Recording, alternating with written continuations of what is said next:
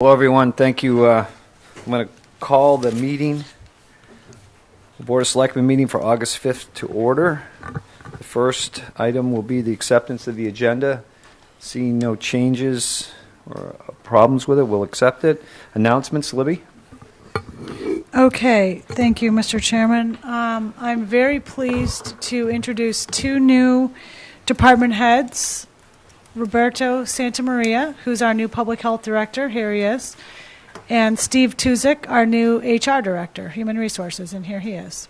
Welcome, gentlemen. They haven't got on the boat and left yet, so that's a good sign.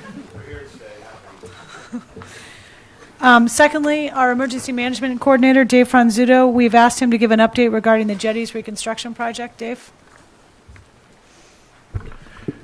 Good evening, Mr. Chairman, members of the board. I talked to the project engineer from the Corps of Engineers this week, and they had put the solicitation out for bids for the jetties reconstruction, and the bid solicitation closed on June 24th. They had several bidders. They're going through that their technical review phase now. They expect to let a contract the early part of to mid-August, and then they will be scheduling some pre-construction meetings with the members of the town. I'm sure the DPW director, myself, the harbor master, for some logistical coordination for the project. Just yesterday or the day before, we received a notice that will be publishing in the newspaper for the other part of the project, which is the dredging. And they have to notify in the newspaper for a 401 water quality certification, so that ad will probably be in the newspaper next week. So the project's moving forward. We're still anticipating starting reconstruction mid to late September. Great. They're going to do the dredge first and then start the rocks? Is that the plan, or are they doing them simultaneously? Yeah, we're going to do the plan right now is we're going to do the east side, try and get the east side knocked out during the winter. So, obviously less congestion with the boat traffic. We'll dredge during the winter. It's going to be a hopper dredge. It's going to be the Currituck. They'll come in, suck the sand out, take it out east of the east jetty, open up the hopper and dump the sand. And then we'll finish up on the west jetty in the spring and during the summer when it's more congested, but we have more room to work. Where have they said exactly where they're going to drop those tailings, Dave? No, that'll be discussed. We'll have to figure it out. They normally give a footprint, and they tell us, within that area. I think they're still trying to develop dredge volumes as to how much sand they're going to take out. But, that'll be during those pre-construction meetings. I'd like to be part of that discussion if possible. Cool. Those tailings that they dumped the last time they dredged, which has caused you come out of that channel and head towards Great Point. It still stays fairly shallow there and then drops off pretty quick.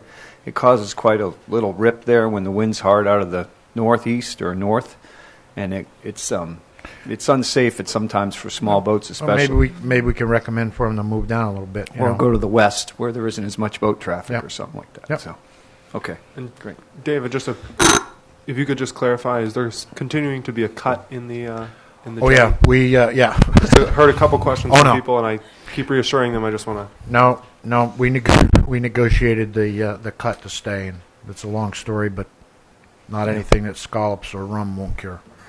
But yeah, the cut stays. Great. Thank you for clarifying. You're welcome. Thank you, Dave. Mr. Chairman, one more thing that came in after the agenda was printed. There is a cultural district kind of an info session this coming Monday, August 10th from 3 to 4 at the Dreamland. It's free. Refreshments will be served. It's the Nantucket Arts Council in partnership with the Planning Commission and other cultural organizations inviting people to learn about the development of the Nantucket Cultural Council. And there's a number of groups that are associated with it. So if the board members are free to attend, that'd be great. Otherwise, it's open to the public. They want nice cultured characters like yourselves. Okay. All right. Anything else, Libby, in our announcements? No, that's it. All right, great. Public comment. Anyone here who has something for public comment that's not on our agenda tonight? Nancy?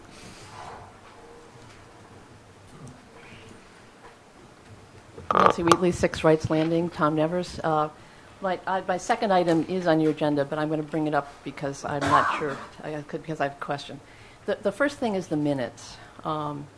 We have essentially had no minutes from the Board of Selectmen for at least 3 years. There have recently been some agenda items which said that previous minutes were going to be approved, but because of the discussion of the sewer system expansion, I had been looking for some minutes recently because I was not able to be here for your discussions, previous discussions on the financing and anything else that you've said with respect to it. As you know, minutes are in fact required, and the Board of Selectmen has periodically reminded us, me when I was chairman of the sewer planning work group, that we should get our minutes out there in a timely manner. The only way that I would know that I can have a good information on what you folks have spoken about over the last couple of times was if I watched the meeting generally in full, or if I was in the room in person. The only other thing to do is to go back and stream, and go through the video. But it's very difficult to find what you're looking for when you're trying to go through a video online. So I would respectfully request that the Board of Selectmen begin to immediately provide minutes for the record for the citizens of our town. Okay. And my second item is the split for the financing for the sewer system expansion is an agenda item. I would assume, since I'm a private citizen, I'm not part of that discussion. I did want to point out that I have written a letter to the editor of the Inky in response to their article, which was printed last week, and you should all have a copy of that. The former members of the work group have also been communicating among themselves and with me, et cetera. And I know that many people remain concerned, and there remain questions, and they do all hope, I think, and I'm speaking from what I've heard from individuals, they do hope that you will use our report and the work that we did in making your decision. Thank you. Thank you. Public comments taken care of. New business. Any new business for this evening?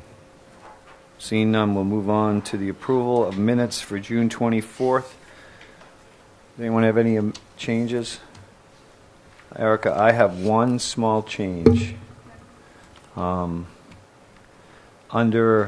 Town Manager's Report, review of the costs regarding Prospect Street Bike Lane, Historic Bike Path, page 8 of 9. It says Chairman DeCosta noted he is comfortable with the taking damages estimates. I'm not comfortable with. Okay. Bobby, could I follow up? The minutes are often helpful also, just as in a general way as to what they say. And on that same section, there's a sentence that refers to Mr. Burns said that Prospect Street was never intended to be used for bike travel. And I just, my own recollection is that maybe 5 or 6 years ago, the board was unwilling to develop a path over Chicken Hill, and I think Prospect Street was the way they were going to move at that time. So I'm just not sure never is the right word. That's just sort of history for all of us, okay? I think you can leave it the way it was. I assume he said what you said. I just have a different recollection. Okay. So that's all. So with the change that I noted, seeing no objections, the minutes will be approved. Approval of the Treasury warrants for July 29th and August 5th. No objections, those will be approved. And the approval of the pending contracts on August 5th is set forth in the spreadsheet, known as Exhibit 1. Libby? Okay, bear with me. We have a number of contracts tonight. First off, we have a license agreement for Town Administration and the Board of Selectmen with NFI Realty Trust. This is a private property owner who owns property out at 40th Pole Beach and allows public use of certain portions of it. Normally, this is a license agreement that's approved months earlier than now, but it wasn't completed until very recently. We have a Title VI non-discrimination assurance requirement for the town of Nantucket with Mass Department of Transportation. This isn't a cost issue. It's a required document that all cities and towns in the state and probably other states that receive transportation funds from federal and state agencies are now required to sign. It involves detailing how you've not discriminated in awarding contracts and things like that. We have a service... Excuse me, it reminds me a little bit, Bobby, of the airport assurances as well. We make a lot of assurances as a board on behalf of the airport, so they're probably similar to this. It is somewhat similar, and you have one of those coming up next week. We have a service agreement for police and marine departments with T.E. McGrath Plumbing and Heating, Inc. It's a up to $34,999 contract over a 3-year period for on-call plumbing services, and that comes out of their budget and the housing revolver. Libby, sorry. Is there a contract for other town buildings? We did not get any bids on that, Okay. so no. We have a service agreement for DPW with Victor Brandon Corp. This is the annual paving contract not to exceed $700,000, which was an appropriation approved at this past year's annual town meeting, and it's for paving and road work. We have an engineering service agreement for DPW and town administration, and really the board as well, with Woodard and Curran.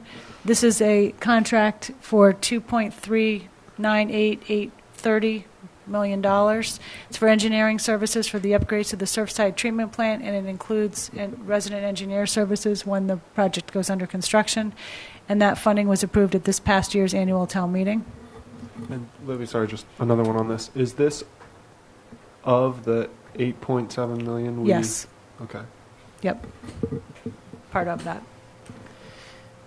Service agreement for finance and town administration with Iron Mountain for shredding services. $550 for 100 boxes.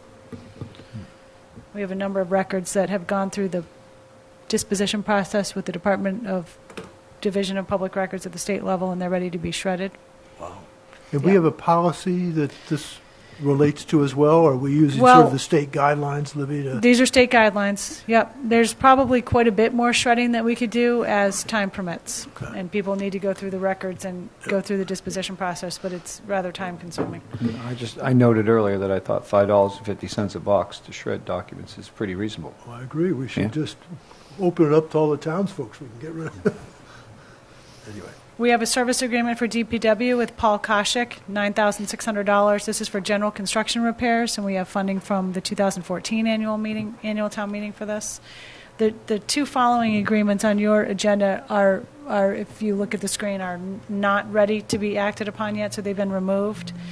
We have a supply agreement for the Marine Department, West Marine Products.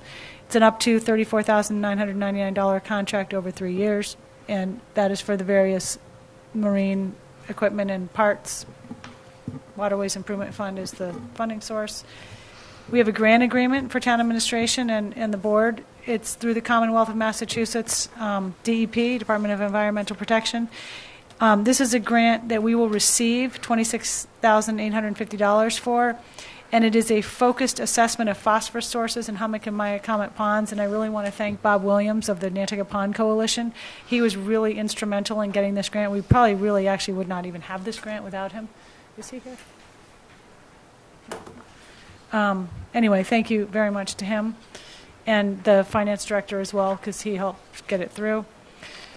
Memorandum of Understanding, there's the last item with Town Administration and the Council on Aging and Elder Services of Cape Cod and the Islands. This is an annual agreement that we have that allows that group to use the Saltmarsh Senior Center for weekly nutrition programs. There's no funding involved.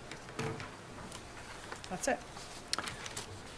With no objections, the contracts will be approved. Just a note, Bobby, that I think, $2.3 million of engineering services for an $8.7 million project is very high, in my opinion. That's normal for this type of project. 25-30% is the engineering. We asked the same question. All right. Thank you for the Yeah. clarification, Yeah. Bobby. Okay, that takes care of the contracts. Next, the consent items. We have gift acceptance for human services. We'll approve that, send a letter of thanks. Citizens departmental request. We have a request from Habitat for Humanity for a request for a waiver of sewer connection permit fees and sewer privilege fees for the new housing project at 20 Tacoma Way. We have waived these in the past. Is there anyone here from Habitat? Does anyone have any questions about this? No, I do recall also, I think, in the Route 40B down off of Old We did it in the South 40Bs as well, Yeah, yes, so- for the affordable units. Right, and actually the ZBA did that as well there, so I think this is something we normally do, Bobby. Okay. If no one, I think I agree with it as long as it's permanently affordable. Right. Which I understand it is. right, So- there is a formula, I believe, that a Habitat home cannot be sold, if it's sold, it can only be sold for a small percentage over the cost of the home, correct? That's part of the deed of the property. So that takes care of that question, Matt. So I'll entertain a motion to approve this. Okay. Second? All those in favor? Aye. Thank you, that's taken care of. Next is a request by the Boys and Girls Club for a waiver of a noise bylaw from 10 to 11 for the Tim Russett Summer Groove. This is an annual event that happens every year. Any questions from the board? No. Motion then? Make a motion to approve? Is there a second? Second? All those in favor? Aye. Thank you. Next, we have another request for a waiver of noise bylaw for the Sconset Casino from 10 to 10:30. This is for wedding reception. So this is a new one. I think they've annually come in for, what is it, one of They their, have a couple, they have like one of 3 or club 4. events. This is a little different. Yeah, and- this is a wedding reception. Yeah. I did receive an email from a resident of Sconset with concern about how haphazardly we give these out. I believe we've already given one to the casino for their yearly dinner dance. Is there anyone here representing this noise request? All right. You know, I guess the nice thing is it's only half an hour over the regular end of the noise bylaw time frame. So in that sense, it's not too bad. But if we start to have repeated requests for wedding receptions, then it's a different issue. You'll see, obviously. That letter struck me because, we have a lot of them in here, I think there has to be. and sort I've of been to a lot of weddings where policy. they ended at 10. Yeah.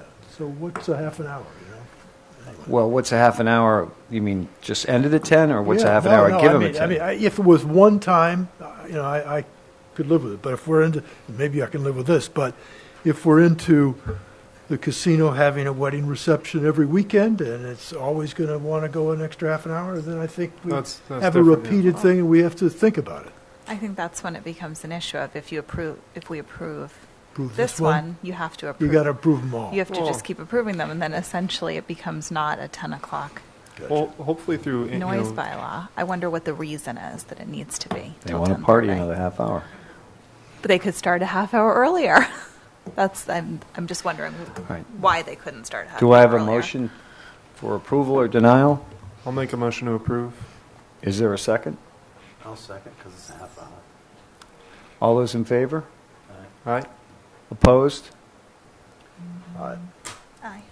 3 opposed, 2 in favor. Motion doesn't carry. Collective, okay. Shenanigan. Oh, perfect. Request for a another noise waiver bylaw from 10 to 11 for Creative Combustion. Island Effects Artist Show to be held at Pumpkin Pond Farm, 25 Millbrook Road. Is there someone representing? Charlie, how are you, sir? Good. Come on up to the mic and identify yourselves and tell us what Creative Combustion is all about. I'm Charles McGowan. I'm here to represent the Collective Shenanigan. It's an art show that I put on once a year annually at the farm. We do a closing party, and I'd like to have DJs and stuff until 11 o'clock. I did drop off a piece of paper to all of my neighbors and talk to them, and they all said that it should be fine. I told them I would be turning down. I told them I'd be turning down the bass at 10 o'clock anyway and keeping it to a reasonable volume that they wouldn't be able to hear. And I just wanted to try and get it so that we could do it a little bit longer and have some fun.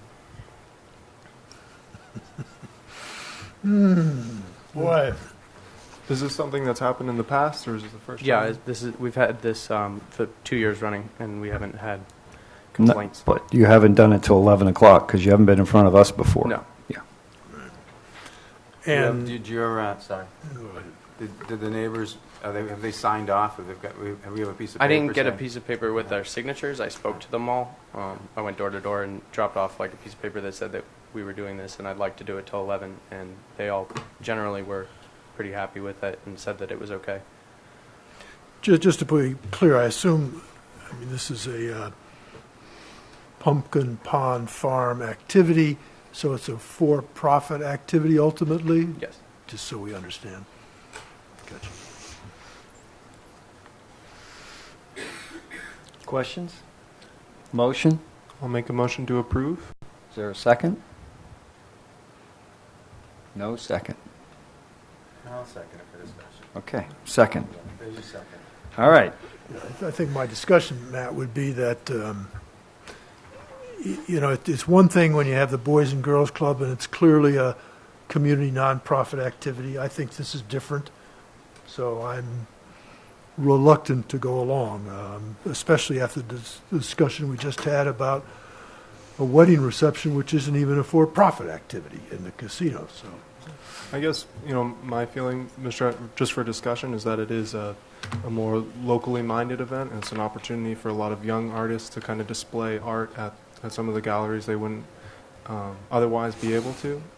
It's not, essentially a large for-profit operation that Charlie's running. It's a smaller opportunity for younger artists, and so I feel like it's kind of supporting a local nonprofit, and so to speak, in that sense. So I'm going to be supportive of it. Could you just start it an hour earlier and have it be the same It's time? at 6. I really, it's just about the dancing part. And It's the party afterwards.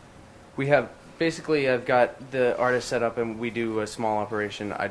I keep it basically as a nonprofit. It's not listed as such. I put all the money and funds that are from the party and from the show towards the show for the future. So it's all within itself, and it's not for profit really for me or anything. It's just a event that I enjoy doing, and I think it is good for the community and supports the local young artists, and that it's a good time. Everybody has seemed to have fun in the past, so Okay.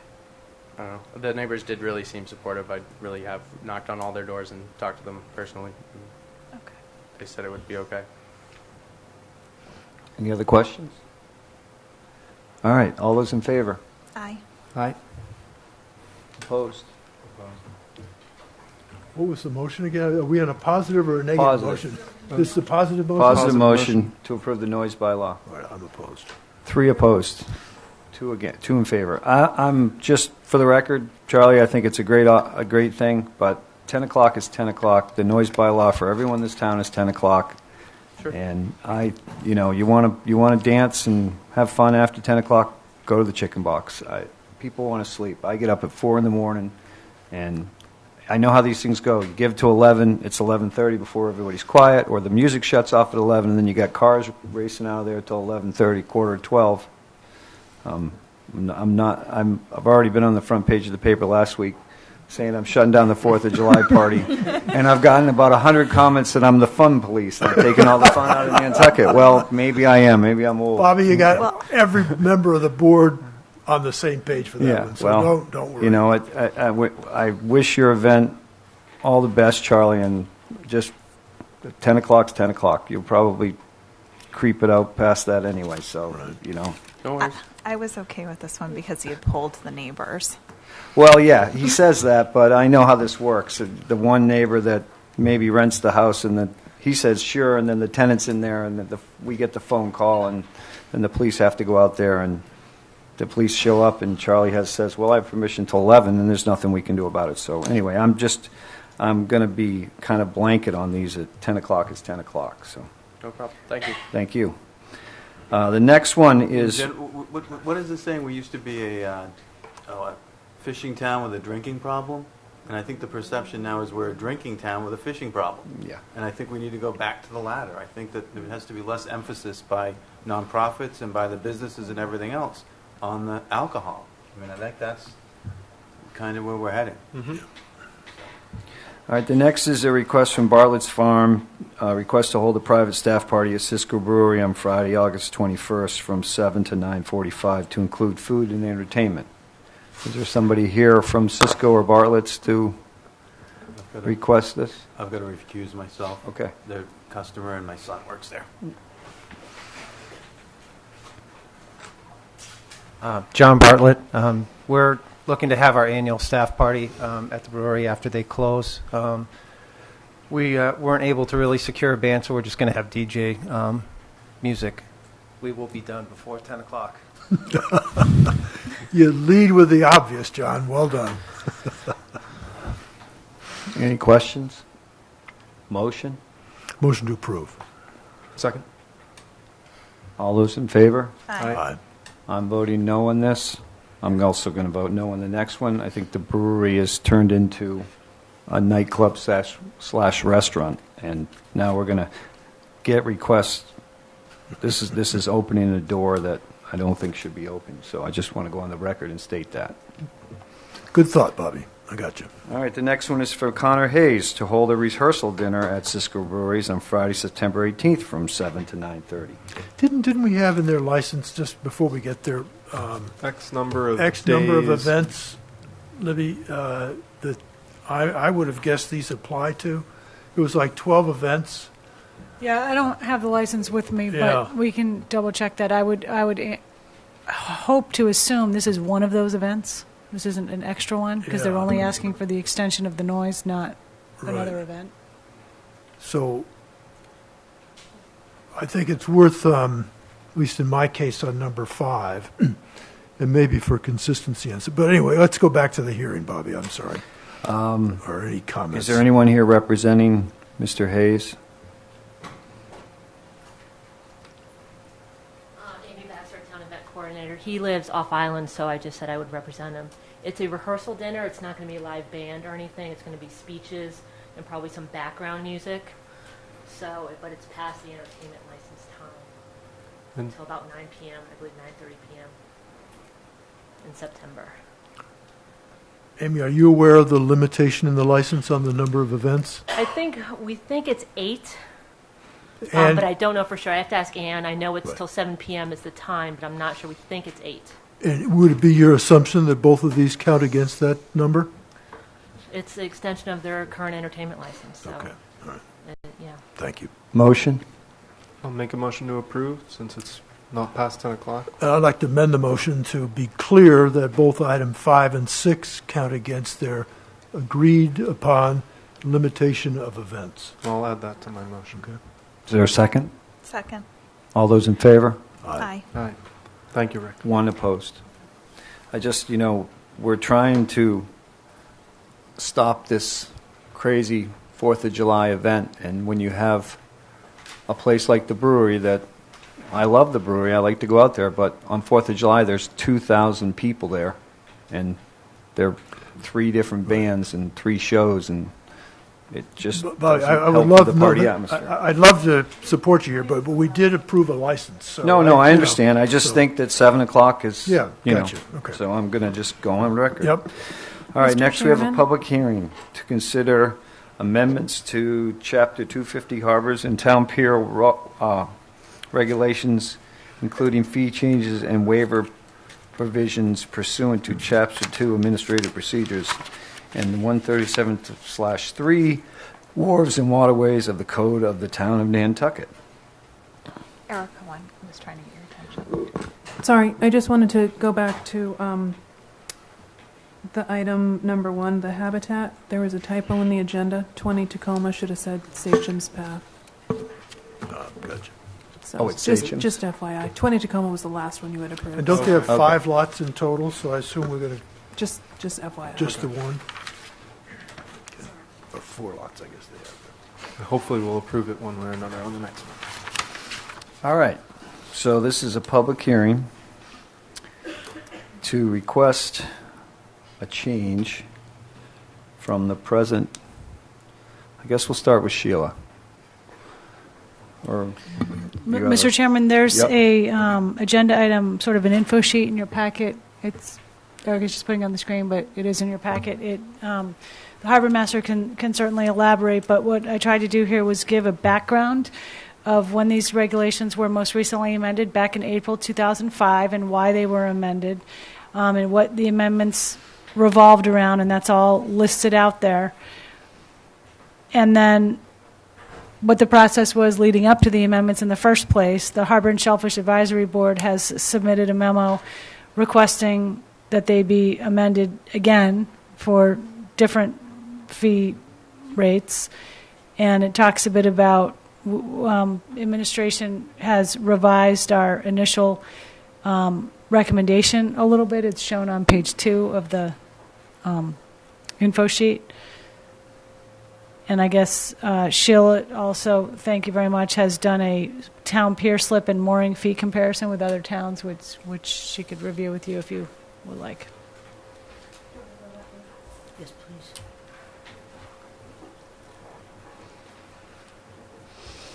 Okay, so initially we were asking the commercial fishing vessels to pay a transient fee for vessels that were over 50 feet. Our recommendation was $1.50 per foot. For vessels that were less than 50 feet, it was going to be 75 cents per foot per day. But what we did when we started looking at the other communities, and now our recommendation is going to be that commercial fishing vessels will pay what the Category B vessels pay at our dock, which is $125 per foot for the season. So that's what all the charter boat guys pay and our other commercial other use guys pay, the boat club and some other people. So that would lower the commercial fishing vessels rates significantly if rather than paying the transient fee. We based our transient fees off of 120 days, but it lowers it significantly. So all of these rates that you see here, I did for a 77-foot boat, and these are the fees that they pay in other communities. And as you can see, we're not the highest, we're not the lowest, we're pretty much in the middle. And again, we're just trying to make it fair to our other commercial boats that tie up to the docks that are not commercial fishing vessels, but they're charter boats and they are commercial boats. So that we're just trying to make it fair across the board for everybody.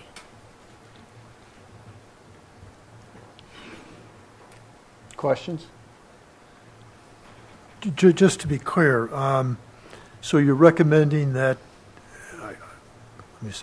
that to use the end of the pier would be you converting that amount into a daily rate, or is that an annual fee period for the privilege of docking there? I just wasn't clear.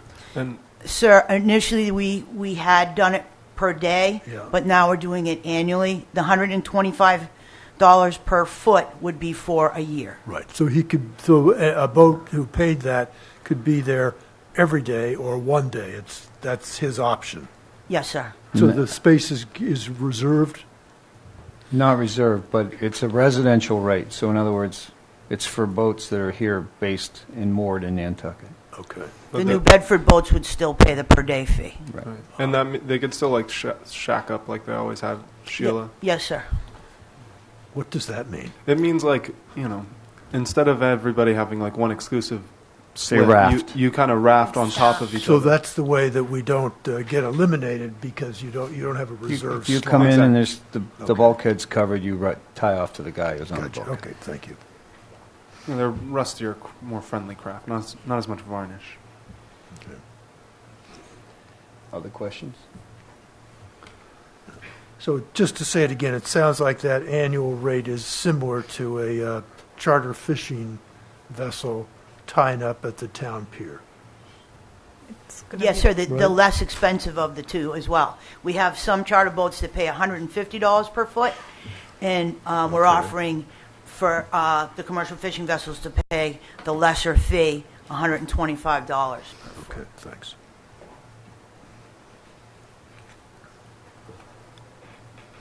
Well, I'll give a thought. I think we're asking for quite an increase for someone who hasn't paid very much to begin with. So I would offer an amendment to make it $100 a foot for this year and then see how it goes. Do you want to do that by a waiver mechanism, Matt, or by, I feel like in other words, if the $100 turns out to be difficult as well, what are you going to do then? So if we have a waiver in here, we can deal with the this isn't one boat, so Yeah. A couple votes. it's three. It's two now. It could be three. It could be four. I mean, it's gotcha. so. I'm fine with 100. I think it's not the exact same as a floating dock. It is the end of the dock. You may have to raft. $100 is a lesser rate than the floating dock. So that's a way to deal with it. I got you. $100 a foot annually. But to be looked at again, I think you're saying this is a one-year deal. Yeah, let's do it this year and see. And I don't think we should be, personally, I don't think we should be waiving. I mean, I think that's, the idea is to work it up to close to where other people are. Right. But at the same time, it's not fair to the existing boats that are really I look at free now. P-Town as sort of a comparable town for Nantucket, and P-Town is $100 to $130 a foot. So at $100 a foot, we're at the low end of P-Town, which I think is fair. Gotcha. I guess in my thoughts, it's a lot of this relates to our ability to keep fishermen around, and if this fee structure works to keep some of our larger draggers here, that's fine. If it doesn't, that's not fine.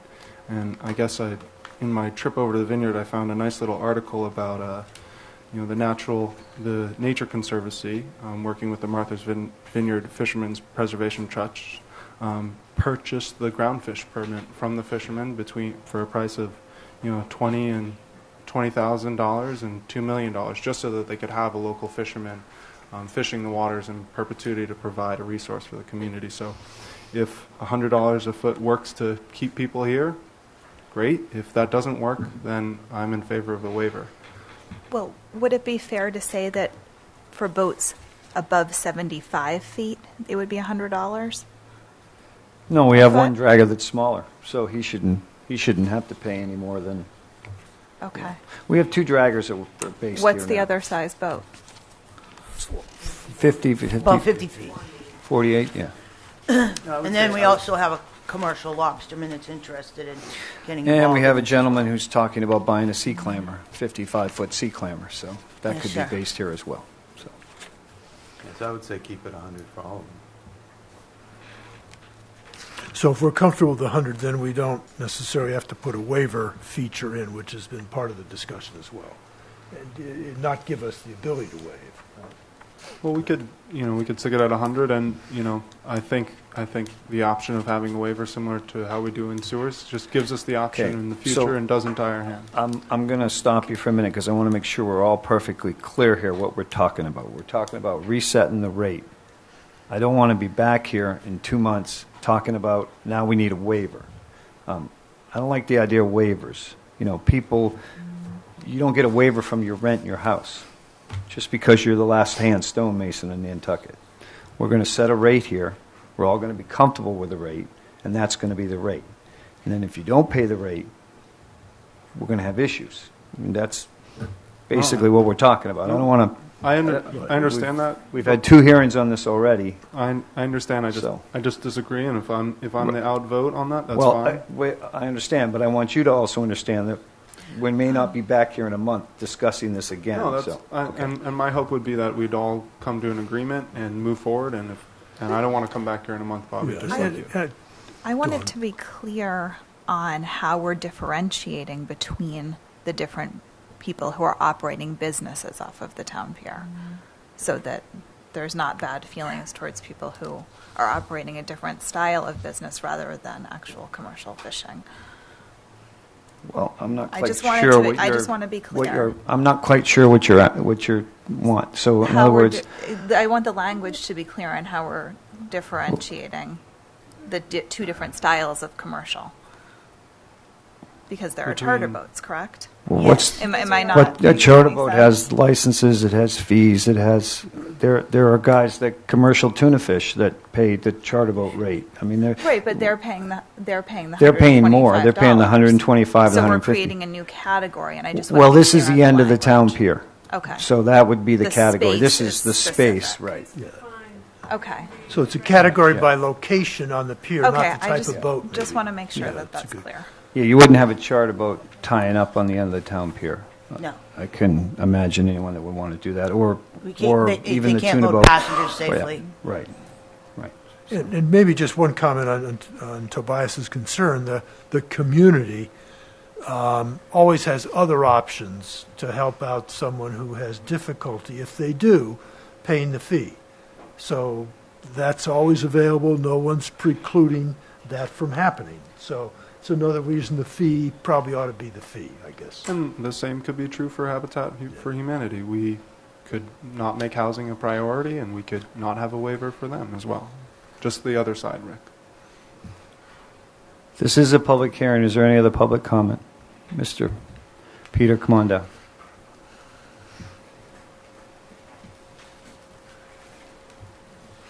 Goes all the way up. Stand closer.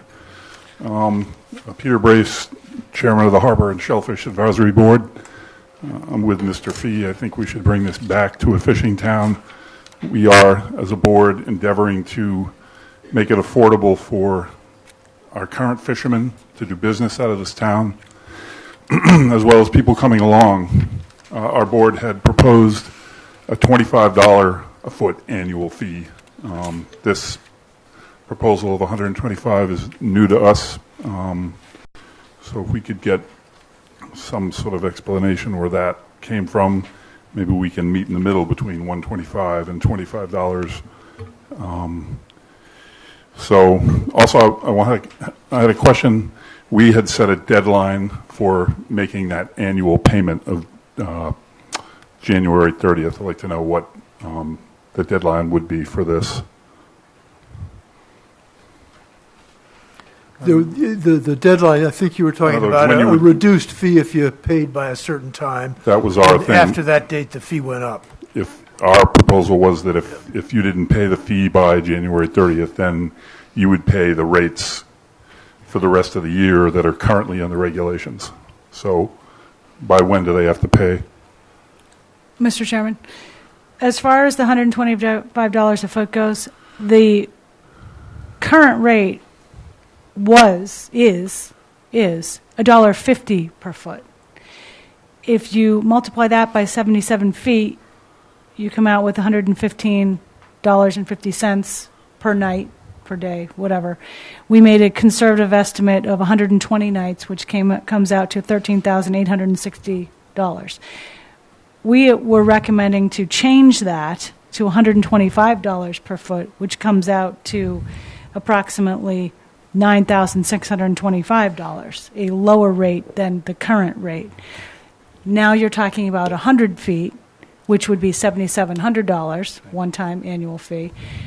If SHAB is recommending this deadline date language, that's coming from them. That's not a recommendation that we have, and that's not what's in the regulations now. If you want to entertain that, then we can hear about it, and you can add it into the language if you wish, but that's not language we have right at the moment.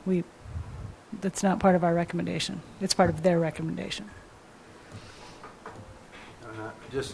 I went at 100, sort of to try to split the difference. Pete, I was trying to say what's something that's fair to the other two categories, and at the same time, if it was 300 days, we were talking $42,000. Right. So I'm saying, okay, 42, we take that off the table.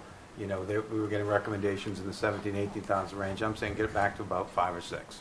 I paid landfill fees close to that. Sure. So it was kind of how do we, find something that's acceptable and that will hopefully work.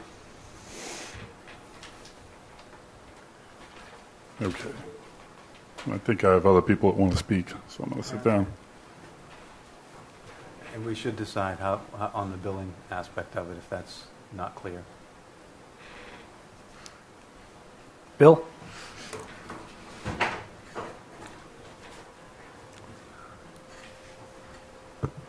I have a question. Would this one-time fee, so if I came in one night and stayed overnight one night, I would be responsible for the full fee? Or No, I think getting to the billing, just to clarify, I think the simplest way to do this is to put the cap at $100 a foot. So you would come in, Bill, and pay $1.50 a foot. If you're only here 50 nights through the year, you don't pay the $7,700. But if you're here 150 nights Right. and you've gone over it, and that you would cap it at $7,700. Right. So that would be the most you pay for the year. Okay. So you would pay it as you go. At the, whether you paid it once a month, if you were here 10 nights that month, you paid the town a bill, and we keep track of it. Mm-hmm. And when you hit 7,700, then you're good for the rest of that year. Okay. And I would say, just for clarity, the year would run January 1 to December 31st. So it would start over again in January. Okay. I think that's the simplest and fairest Right. way. If you're offshore 200 days, you're not Right. going to even pay Right. $7,700. Well, I'm going to be in New Bedford most of the winter anyway. There you go. So Because of the storms and Ju- stuff. just So- to cap it at Right. that rate, so you don't have the potential to pay 10 or 12 or 14,000. Right. Bobby, that's okay, that's just different from what Sheila was recommending, though, right? Well- Because I thought she was recommending a flat fee for the year. Well, Maybe I missed it. that is what we're recommending. So now there's a new element being introduced here. So if Mr. Chairman, what you're recommending, it sounds like that it's $1.50 per foot per night until He reaches 7,700. So that's going to require some administrative tracking. Maybe that's not a big deal. I don't know. No, we track them now anyways. Okay. So what will it be, like 77 times $1.50 well, per night? no, So- which, yeah. which was $115 or something like Right, that? so $115 a night, and when he reaches 7,700, then he doesn't pay any more for the rest of the year. Does that make sense, Bill? Right. I think that's a good suggestion. I think simplifies it, and it saves Bill money. Well, and if Bill's not here, like you said, if he's in New Bedford for 4 months, or if he's offshore for 6 months, then he might only be here 50 nights. Right. My problem is if, 77 right now, for me, financially, 77 is really steep, but I understand this is Nantucket. If I have to pay the whole thing at once, you I understand. basically kick me out of here. No. At least I can. That's why come I in- said you should pay Right. as you go, 'cause that Right. way when you get a trip, you I pay can it still from bring your fish trip. in and take care of the fish markets and. Right. Right. Bill, do you like that suggestion to pay as you come in? Does Yeah, work yeah. better? Otherwise, the 77 is too much. I can't handle that. Yeah, I I mean, I understand. might handle it as I go along, or if I don't think I can handle it, well, then I'll just spend more time in New Bedford. But if I have to pay the whole 77 up front, it's probably prohibitive. I'm out of here. I'm sorry. That's- So basically, you're agreeing with that Bobby's suggestion is a good. Yeah, Okay. that's fair. I have an option to keep it down. If I can't afford it, I'll just keep it down. So, that's I don't know if that's a wise. That's for me personally. I think maybe for getting new guys to start into it, you may be consideration to lowering it, but I'm willing to live with that, Bob. So. I just. I'm sorry, go ahead. That concerns me. I don't want our fishermen to say, well, then I'm just going to go spend more time in New Bedford. That piece of it So worries me. I'd I- rather have it be lower. I just want to make a point of clarification here because I heard Mr. Brace say that he wants to bring fishing back to Nantucket, and that dog has left the building. There are a handful of fisheries that are still viable in New England. Codfish is not one of them. I can't, just for general information, so everyone in the audience understands what we're talking about here. The permit that Bill has now, no one can go out and get. That's a closed fishery. Codfish is a closed fishery. Black sea bass is a closed fishery. Fluke is a closed fishery. Conch is a closed fishery. You can't get permits for these. They're closed fisheries. The guys that have them, and when they go, in most cases, these permits go away with them. The only fish that are left in Nantucket that are viable commercial fish that guys could go out and fish and get permits for and sell are bluefish and scup. Now, bluefish on the Cape right now is averaging $1.40 a pound. I can't give a bluefish away here in Nantucket. There isn't a restaurant on this island that'll put it on their menu. It's not fancy enough for Nantucket restaurants.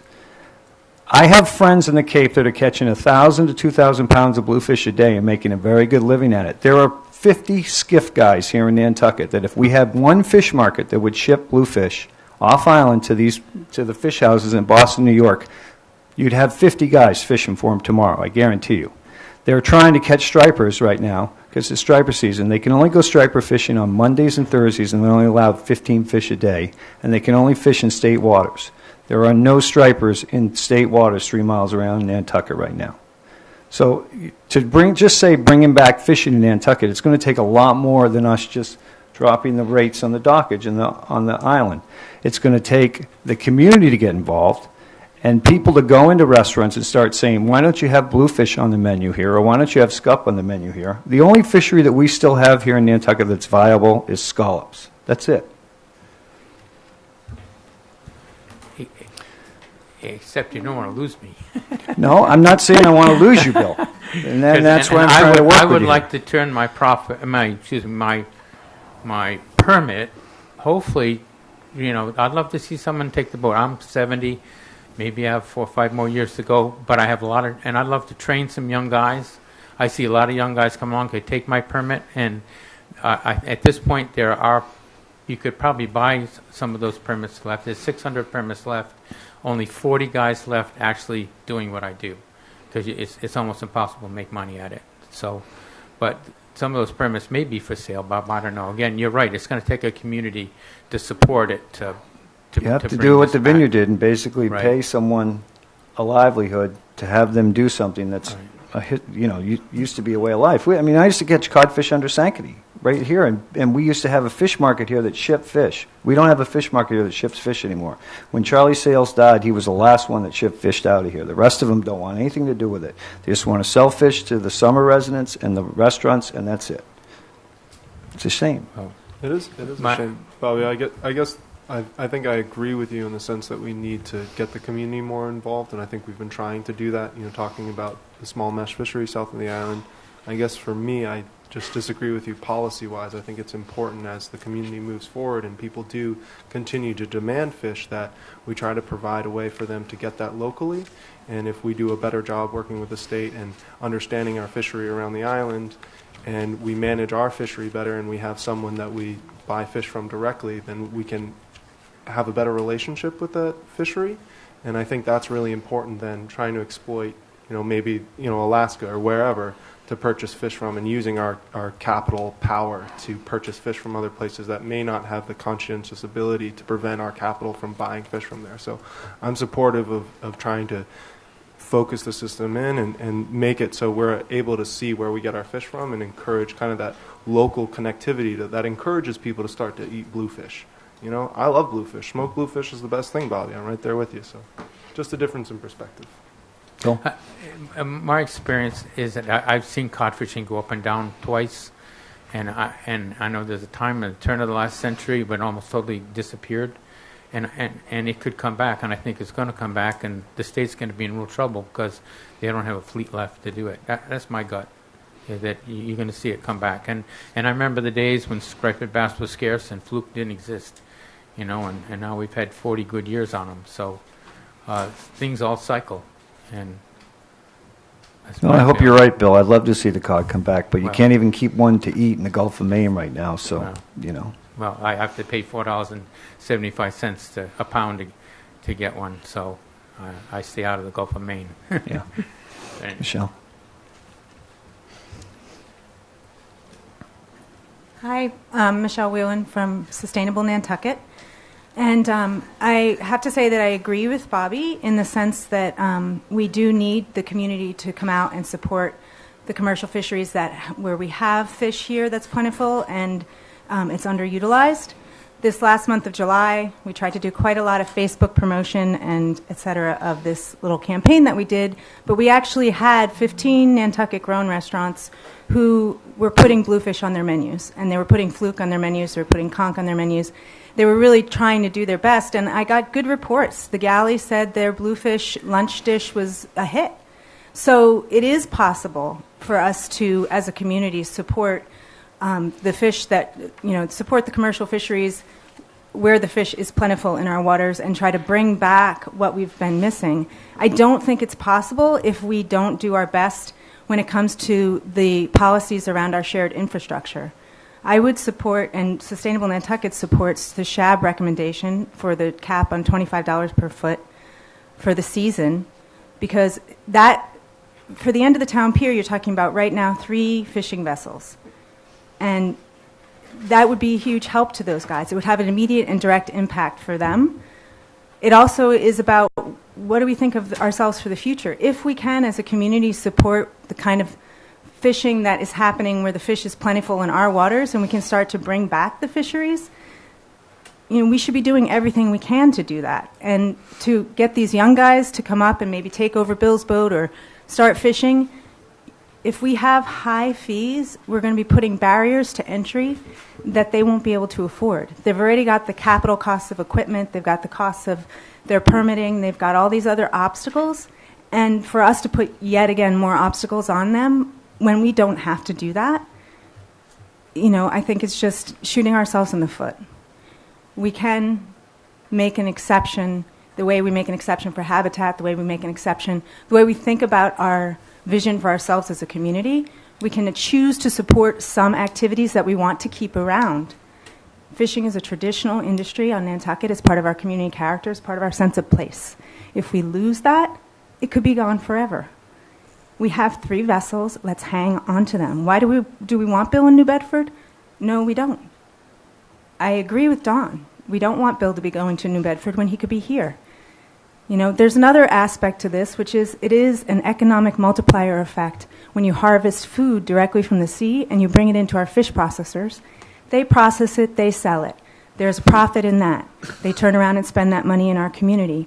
And then they sell it to the restaurants, who then process it and sell it on their plates to the end user, to the people in our community who want that fresh local fish.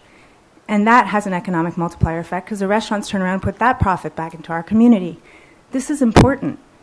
We had how many farms on Nantucket in 1875? We had 100. How many farms did we have in Nantucket in 1950? We had 30. How many did we have when Sustainable Nantucket started the Farmers and Artisans Market? We had 3 commercial farms, including the cranberry bogs. Now we have 16, if you count our little pocket farms. It is possible to bring these things back, but we have to work together, and I really feel so very strongly that you guys have it in your power to make that happen. This is a very simple concept, and we have the vision of ourselves as a community. We can do it. The restaurants had good reports. People were interested in buying this food, and it was a new idea to them. Eating anything that's bluefish, that's not bluefish pate, was a new idea to them, but they were willing to try it, and they liked it. And if it were still on the menu, they would be coming back for it. So I urge you strongly to please support the SHAB amendment for the cap of $25 per foot per season. Thank you.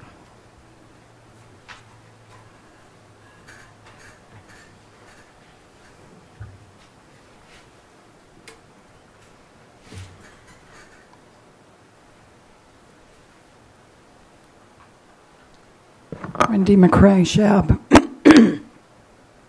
Wanted to thank Chairman DaCosta here this evening for losing my voice, for saying that the community needs to support our fishermen. Thank you very much for that, sir. And also to Ms. Holgate, thank you so much for saying that you don't want our fishermen going to other ports. I just want you to really, first of all, I want to say that SHAB was, I don't want to speak for SHAB, but I'm a member of SHAB, and I was surprised to hear Chief Lucy get up and say the comment that she said this evening. I think that SHAB actually needs to have some more time to work with Ms. Lucy on her proposal that she came with before this board this evening. We haven't had opportunity to talk to her in the last couple of our meetings. What I wanted to say personally is this fishing situation, it doesn't only affect fishing. It affects Nantucket's primary source of income, which is tourism. People come here for our fish. They come here to see our historic island, and they come to eat our fish at our restaurants. So it affects people globally in a very well-rounded situation. I needed to ask a question. I sat back here and I heard I think I heard Chief Lucy say that the proposed that she made, the rationale was that the cruise ships would be paying the same price as the fishing boats. Is that what I heard? No. I didn't hear that. Okay.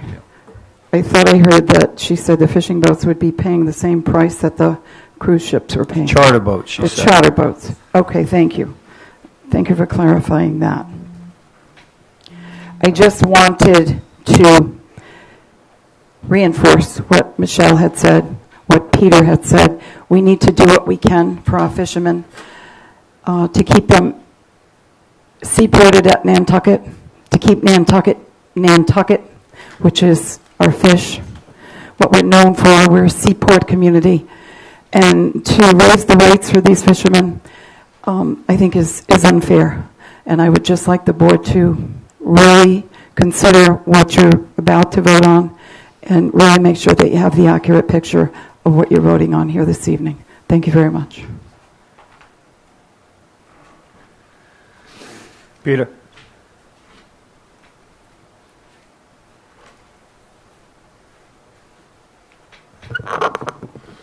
Before you guys vote, I just want to make sure that we remember that there's another issue that is not listed but that we discussed at the last meeting that would be discussed tonight, which is the 60 and over license. We also had a recommendation for that. That was not scheduled for tonight ever. You brought it up at the last meeting, but the board agreed that they were only going to discuss this right now. Okay, I thought that we were going to discuss it at this meeting Nope. We didn't notice it. because it was in our recommendations to you guys, our letter. Okay. Just for this meeting, Peter. Can you give me an indication of when that'll be up? Do I need to write another letter or? No, I don't. You can write another letter, Peter, but I don't think the board's ready to have a hearing on this because 4 people came to a SHAB meeting and wanted it changed. The regulations in place, we voted it through. They could have come to the public hearing we had when we adopted the change. By the way, which your board, past board, gave us as a recommendation. So Right. I don't want SHAB to think that the Board of Selectmen are going to get into the habit of every time individuals come in from the public or the SHAB board changes and you change your mind about something that we're going to just go through a public hearing process to change these things. The 2-box license was suspended and SHAB gave us the recommendation based on their opinion, and we heard testimony, and that's what the board voted. It was not even part of the harbor regs. It's part of the shellfish regs. Right. You had a public hearing on the harbor regs, and people came to your meeting complaining about the 2-box limit, and you tacked it into this letter. We agreed to have a hearing on the harbor regs, which we're doing now, but we never agreed to have a hearing on the 2-box limit. You came in and requested it, but we didn't put it on the agenda, and I don't think we plan on putting it on the agenda. So, I mean, that's where we're at with that. So. Well, first of all, it was a different board that voted to make that change. Then we had new members. Then we made this new recommendation. And there are some people here that came expecting. I was under the impression that we were going to discuss it. So hopefully we can do it at another day. It's not on our agenda, so even if we want to discuss it tonight, we have to advertise it, and it's not on this agenda. So. Okay. All right. Mac? Michael McInerney. I have a commercial fishing license. I fish with Captain Bill, and a couple things. I've fished out of Provincetown, and one of the biggest things there is the infrastructure. I can drive my truck down the dock, take my bag out of it, and put it in the boat. If it's blowing 30 miles an hour and raining, I have to walk down the town pier to do it. Dragging 400 pounds of fish down the dock, in 80-degree weather, not very fun. Difference, reflecting in rates probably everywhere else on the Cape. Barnstable, they unload clams right there at the High Line, where the High Line comes in. Right there. 18-wheeler backs up, they pick them up off the boat, into the truck. A lot different, walking it down the dock. And that's one thing that should be reflected in any rate increases or changes, because there's a little lack of infrastructure. Hopping across from the boat, the dock's not built up for someone to jump on. It's built to tie a boat up, but that's about it. And what Mr. DaCosta was saying, the conch pot permits and bluefish licenses, like a local license, I could go out and get one, but I'm going to spend $30,000 on a boat, $50,000 on a license, and I'm going to need to shovel over, another 50 grand just to get conch pots or fish pots or lines and whatnot. And the biggest thing is like the infrastructure. I could probably manage it, get a boat, work it out, slowly get it going, but I don't want to have to plan to have a boat to get to my boat that I have to put my conch traps on, and bring it out here and this and that, because the ability to access the waterfront, like you can't really get down a lot of places where you'd want to, because people have blocked it off with their house and you can't see anything, and it's like Petrol Landing down there. It gets blocked off by, I don't know if the boat basin owns it, but I park my truck there every day in the winter during scallop season. Load my scallops right into the back of the truck. This year I went to go down clamming, and it's like, oh, I can't go out and catch clams because I got to find a parking spot downtown.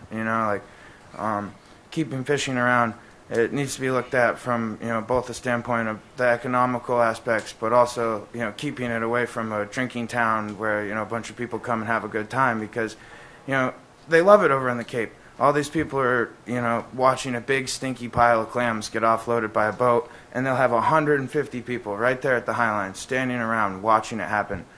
Last time we were in, Corey Gamble at the Great Harbor Yacht Club had a group of kids, went down the fish hole. This is a codfish. This is a fluke. Let them poke it in the eyes.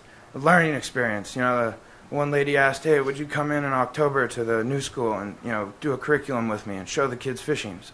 Love to, because it's the next generation. Bill's 70, I'm 21. I want my kids to fish here. I don't want to go to New Bedford and, don't want to. I have to get on the boat tomorrow to go hang out in New Bedford instead of being able to work on the boat here, come back, take a shower, stuck in New Bedford for 3 days before we go fishing, and then get to come here for a night, sell fish, and then back to New Bedford, because that's where ice is, that's where fuel is, that's where all the infrastructure is. And, this is my home. It's definitely a fishing town, but I don't see it being one very much longer without help from, the community as well as the elected officials that have the sway. So, thank you. Michelle? I just wanted to add one thing about the tradition on Nantucket. As I understand it from Chief Lucy, the town of Nantucket actually has a long-standing history of supporting the commercial fisheries here, such as giving discounted rates to scallopers at the town pier, allowing floats for on the moorings for gear, and giving the fishermen special consideration when it comes to new mooring locations. And not to mention Marine Department employees staying at work past the normal hours, waiting for the fishermen to come in and doing a count to make sure that they're safe. That's among many other things I'm sure that the town has done to support our commercial fisheries, and we're just asking simply that you continue that tradition. Thank you. Anyone else from the public?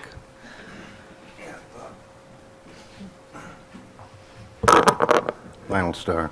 I was informed that would come up tonight about the commercial license to reconsider, but obviously it's not on the agenda. Okay, well, I got a petition that's about 10 shy for 200 votes, so maybe I'll ask for a special town meeting. You can submit the petition to the Board of Selectmen. You can take it to Erica's office tomorrow, and we'll discuss at the next agenda meeting whether or not we're going to put it on. But, that we had a hearing on this, Lionel, and no one from the public showed up. It was advertised, it was on the agenda that this was going away. It was in 3 weeks it was advertised. In the Inquirer and Mirror. So, just give the petition to Erica and we'll take it under advisement. We're actually not talking about that right now, and we're not supposed to talk about it because it wasn't on the advertised agenda for this week. So, getting back to this, is there any other comment from the public on the wharves and waterways fees? Seeing none, I'm going to close the public hearing. Questions or comments from the board? I think we've had a great discussion about it so far, Bobby. Yeah, I'm sort of struggling with. I appreciated Bill's comments about he thought this might be a workable solution. Yeah. And the other issues brought up tonight about infrastructure, or, I'm not a fisherman, so I'm not going to be very helpful in understanding those parts of this. I was going to make a little comment to clarify it for you. You Yeah. know, even if Bill is still going to have to go to New Bedford. He can't get fuel here, and you can't get ice here. And without fuel and ice, you don't fish. You know, we used to have an ice plant here. It's now a pizza place. We never had a fuel place here. We still don't have a fuel place here. We had a shot at maybe possibly getting a fuel place here when Great Harbor redid the old boatyard, but that sitting Board of Selectmen decided instead of working with Great Harbor, they would fight with Great Harbor. So we never got a solid fill pier put in on the other side of the yacht club, so there's no place to back a truck down to fuel directly from the truck. Even if the codfish came back to the days of old, which Bill remembers, I remember, 30,000-pound trips were not uncommon. You still have to go to New Bedford to sell them. You can't sell 30,000 pounds of codfish in Nantucket. You know, the type of fishing that Bill does is very difficult to do without a mainland base. I mean, this is your home. You bring your boat here. It works out great now with small trips. He can bring them in July and August. There's enough business to sell the fish here locally. The restaurants do enough volume that the markets can turn over the fish.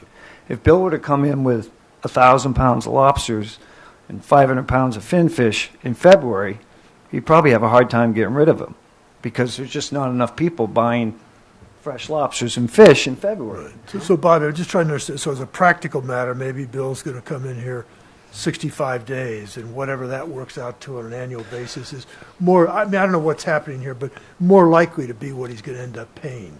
Correct. So And it's by not paying close to the kind as of he money we're goes, talking it'll about. be cost-effective for Bill. You know, in the wintertime when he does his trips, he's going to go to New Bedford to unload anyway. Unless he might bring some of the fish back here with him or stop here and then continue on to New Bedford. But that's the reality of it. So, any other questions? Do I have a motion then? Well, I think we got to find a way to get on with this at some point. I mean, we could be doing this forever, and I'm willing to accept Bill at his word. I'm not trying to pin him down, but I think, he comes across as a very reasonable guy, and I think if something happens that doesn't work, he'll raise his hand. So in the meantime, I'd be prepared to support the motion for $100, or whatever that backs into. Bobby's way to do it on a per diem up to a cap, and we see where we go. So we got to do something. If somebody has another one, fine, but I'll make that motion, Bobby. There's a motion. Is there a second? Yeah, I'll second. Second. All those in favor? Aye. Aye. One no. All those opposed? No. Don? I'm opposed. Okay, so it carries 3-2. Okay, so So the the motion, is it the 150? No, it's $100. It's $100 max cap. They pay $150. Excuse me, $1.50 a foot per night. A night. A With a max cap, cap of $100 a foot. Yep. Yeah. I have a question. Where would we have to go price-wise for you guys to support it? If it's 100, would you be at 75? I wasn't so off from you, Rick. I take Bill at his word. I just wasn't sure if that was there. Right. It's all in the I eyes mean, and the T's. to me, it's quite different from where we started. It And is very thank different. Bobby for getting us there. I know we don't have waivers and all that kind of stuff, but I think the whole conversation is such that we're trying to accomplish something mutually. And if it really turns out to be impossible for him to work with it, I expect him to raise his hand. And I doesn't would- mean we're changing what we're doing tonight. Right. That's just the way of the world.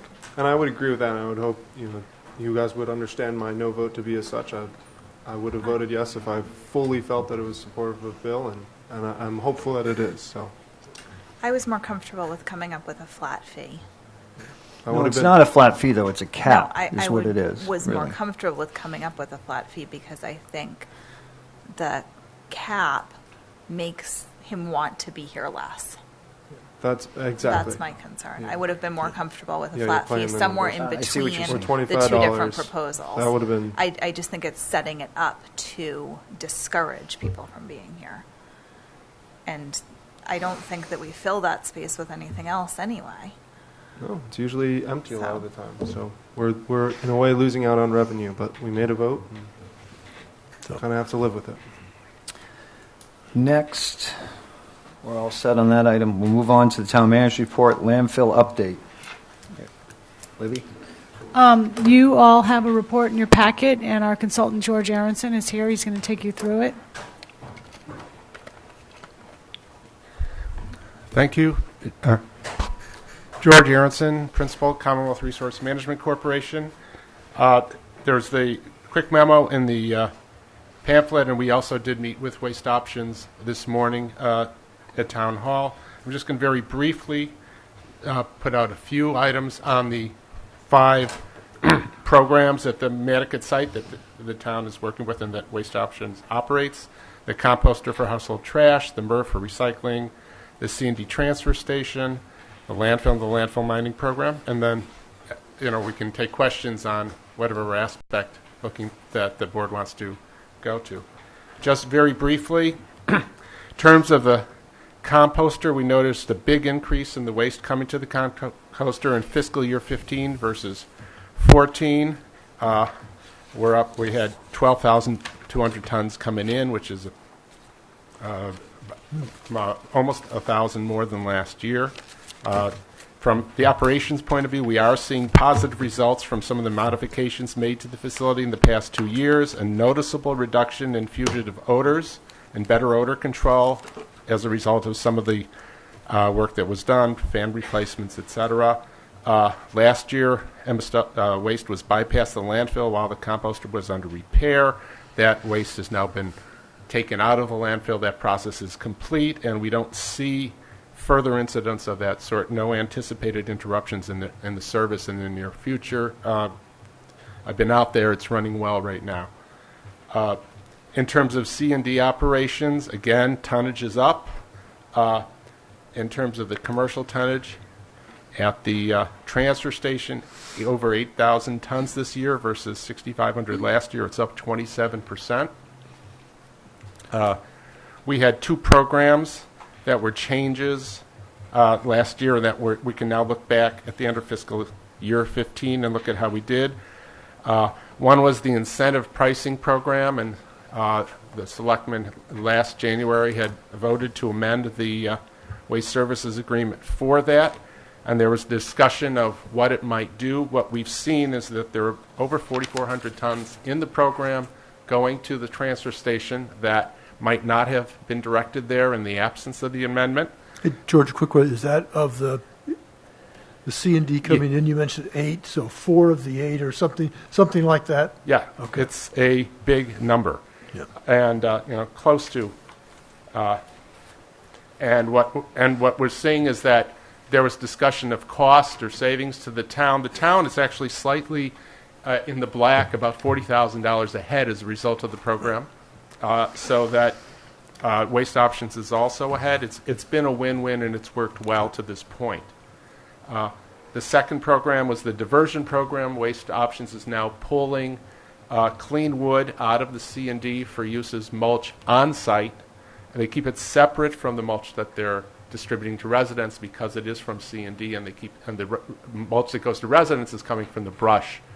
So those two are separated, but the material that's used on-site, and again, if it's used on-site, we do pay for processing, but we avoid the cost of sending it off-site, and we avoid having those extra trucks on the ferry. About close to 4,000 tons diverted in fiscal year 15 is about $140,000 saved for the town. So that's just 4,000 tons. Close to 4. Yeah, I think it's 3881. Yeah, I saw it in there. Yeah, so I'm rounding. George, just on that, what's the? I don't recall there was anything stopping Waste Options from doing this before. So, what's the drivers, or 1 or 2 things that help get this program underway? That may be more of a question for Waste Options than it is for me. I think there have been some changes in operations and management at the site, and this is one of the new programs that management has pursued. Thanks. Just out of curiosity, is there any interest in? Well, I guess maybe I shouldn't be directing this at you, George, but that's in my mind, that's a valuable source of fuel. 4,000 tons is a lot of wood, and I know through the CPC, there's a fuel assistance program with like $100,000. Just trying to connect some dots in my mind. Just Well, anytime you take wood out of C&D, you have to be very careful how it's used in terms of permitting. And so and I'll get to this in a bit, there is some looking into that issue, but it's not a simple thing to do from a permitting standpoint. So, but it may be easy. The further up the waste stream, it might be easier to accomplish. That's a large amount of waste. That's absolutely perfectly good fuel that we're taking advantage of. And anything you can take out of the material and get off a truck and use on the island is a plus. So that again, we've seen the 3,800. If you can get 20 tons in a load, it's 190 trucks that did not have to go on the ferry. It's significant. The landfill and the landfill mining program, I think Waste Options did 111,000 cubic yards of excavation space created in fiscal year 15. They're in fact ahead of schedule from last year. You may have noticed the north face of the slope of the landfill has been pushed back, and there's some area that's been really brought down to grade in that area. In fact, they're a little into their fiscal year 16 schedule already, and so they may be able to cut back the pace a little bit next year and concentrate on some other issues, which the waste service agreement contemplates.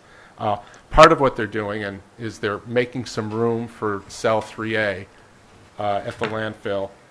They have applied with the town. Their application is into the DEP to construct the cell 3A.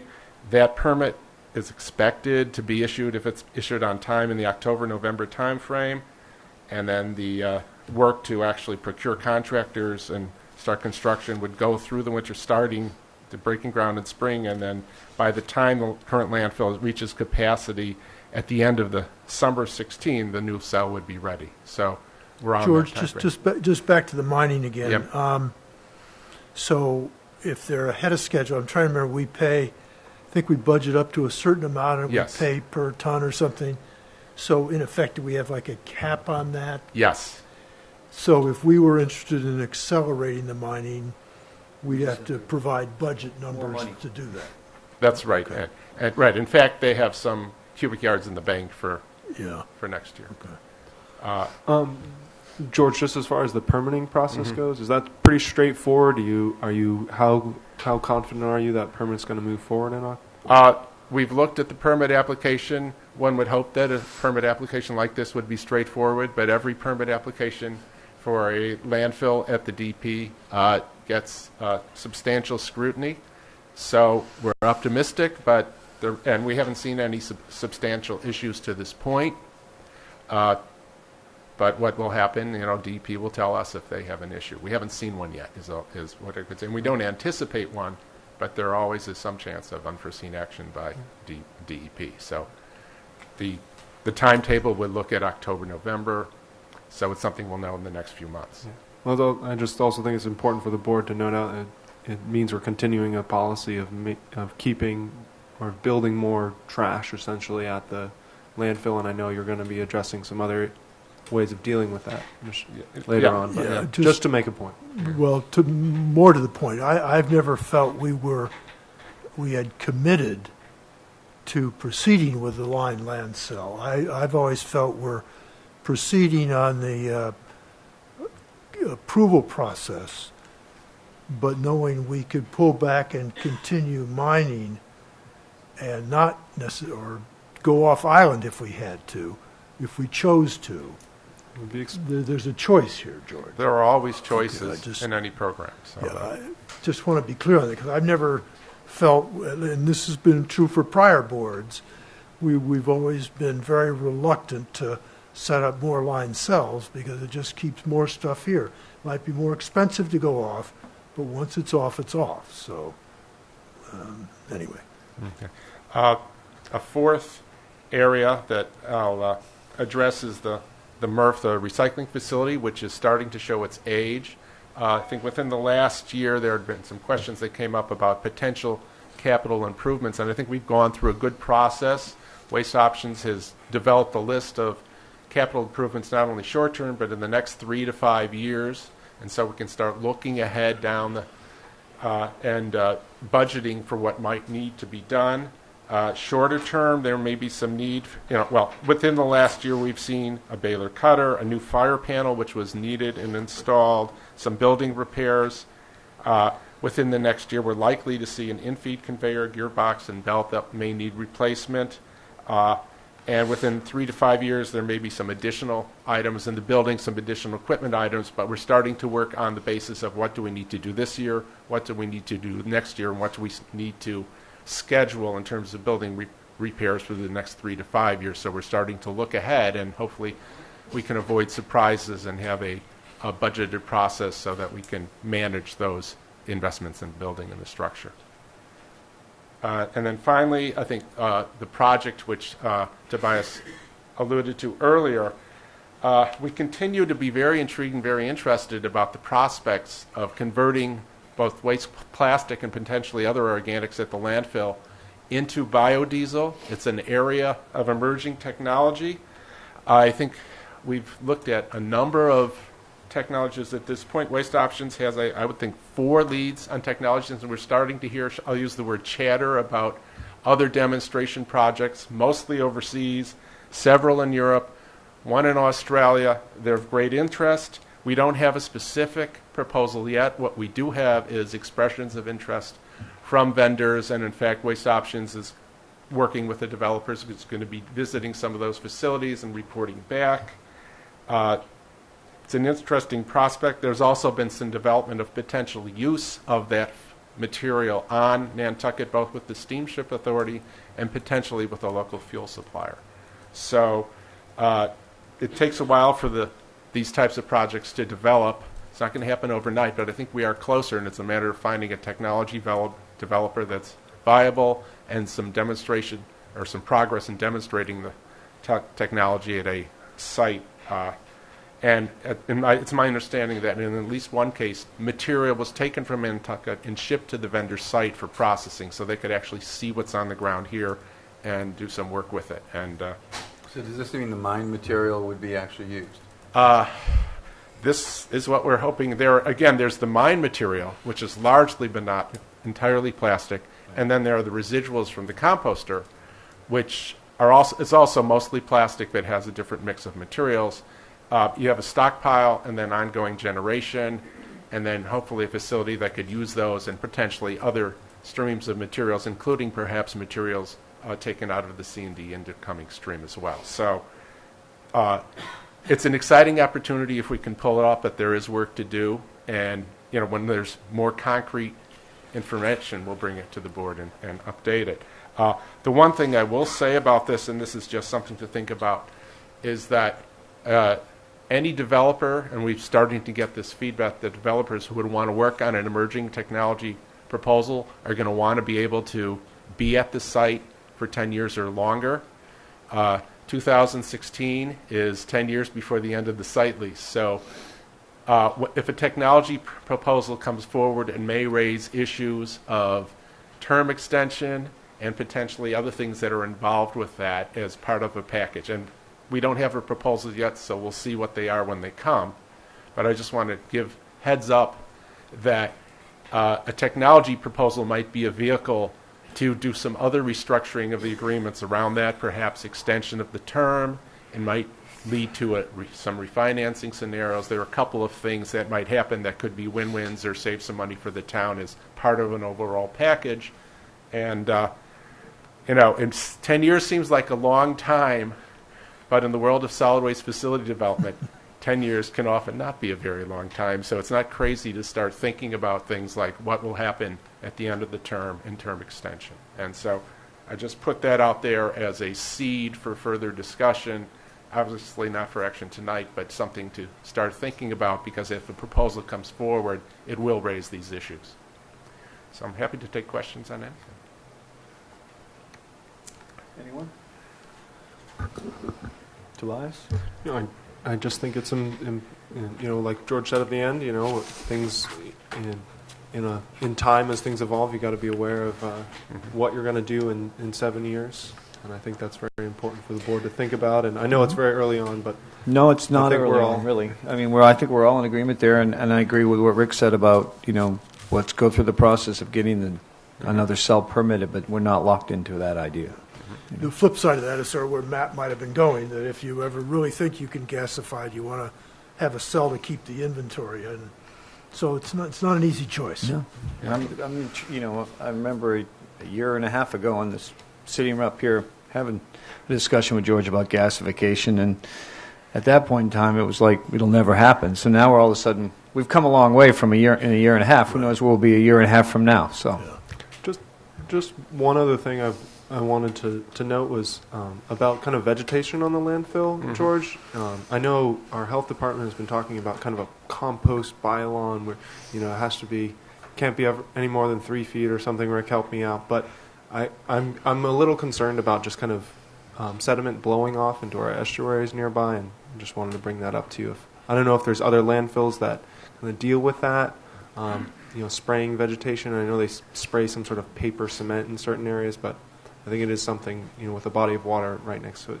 Yeah, actually, I'm actually not familiar with the specific practice at Nantucket. There are a number of, posi-shell, a number of materials that are used for cover. Generally, the concern is for, for landfills that have organics in them, and the reactions are different when you have a landfill like Nantucket's. Anything, spraying is not a specific issue that I'm familiar with at this landfill, so I'm not going to comment on that particular practice. But spraying posi-shell is something that's done in great many landfills. I've seen them do it from time to time. I guess I'm more concerned with, from the outside, on the backside of the hill closest to the pond, just, a lot of sediment is blowing into the pond, and you can see it, right there coming up. So it's just something to be aware of. Okay. And it makes it look nice, and more people come there. Yeah. Other question? I don't think so. Thank you, George. Thank you. Did you just call the landfill a tourist attraction? Hey, you know what? We've been trying to do that for years. I wanted to ski it this winter. There was enough snow on it. You could have. Matt, I will tell you, though, over on the vineyard, they've got a little stall. It's almost like a thrift shop. There's nice ladies. They hang everything up. They have a whole system, They'll measure your neck and everything, So it can be done really nice as an attraction. Okay. Next, review of funding options for the proposed sewer projects. Public outreach plan. Continue from July 8th, July 22nd.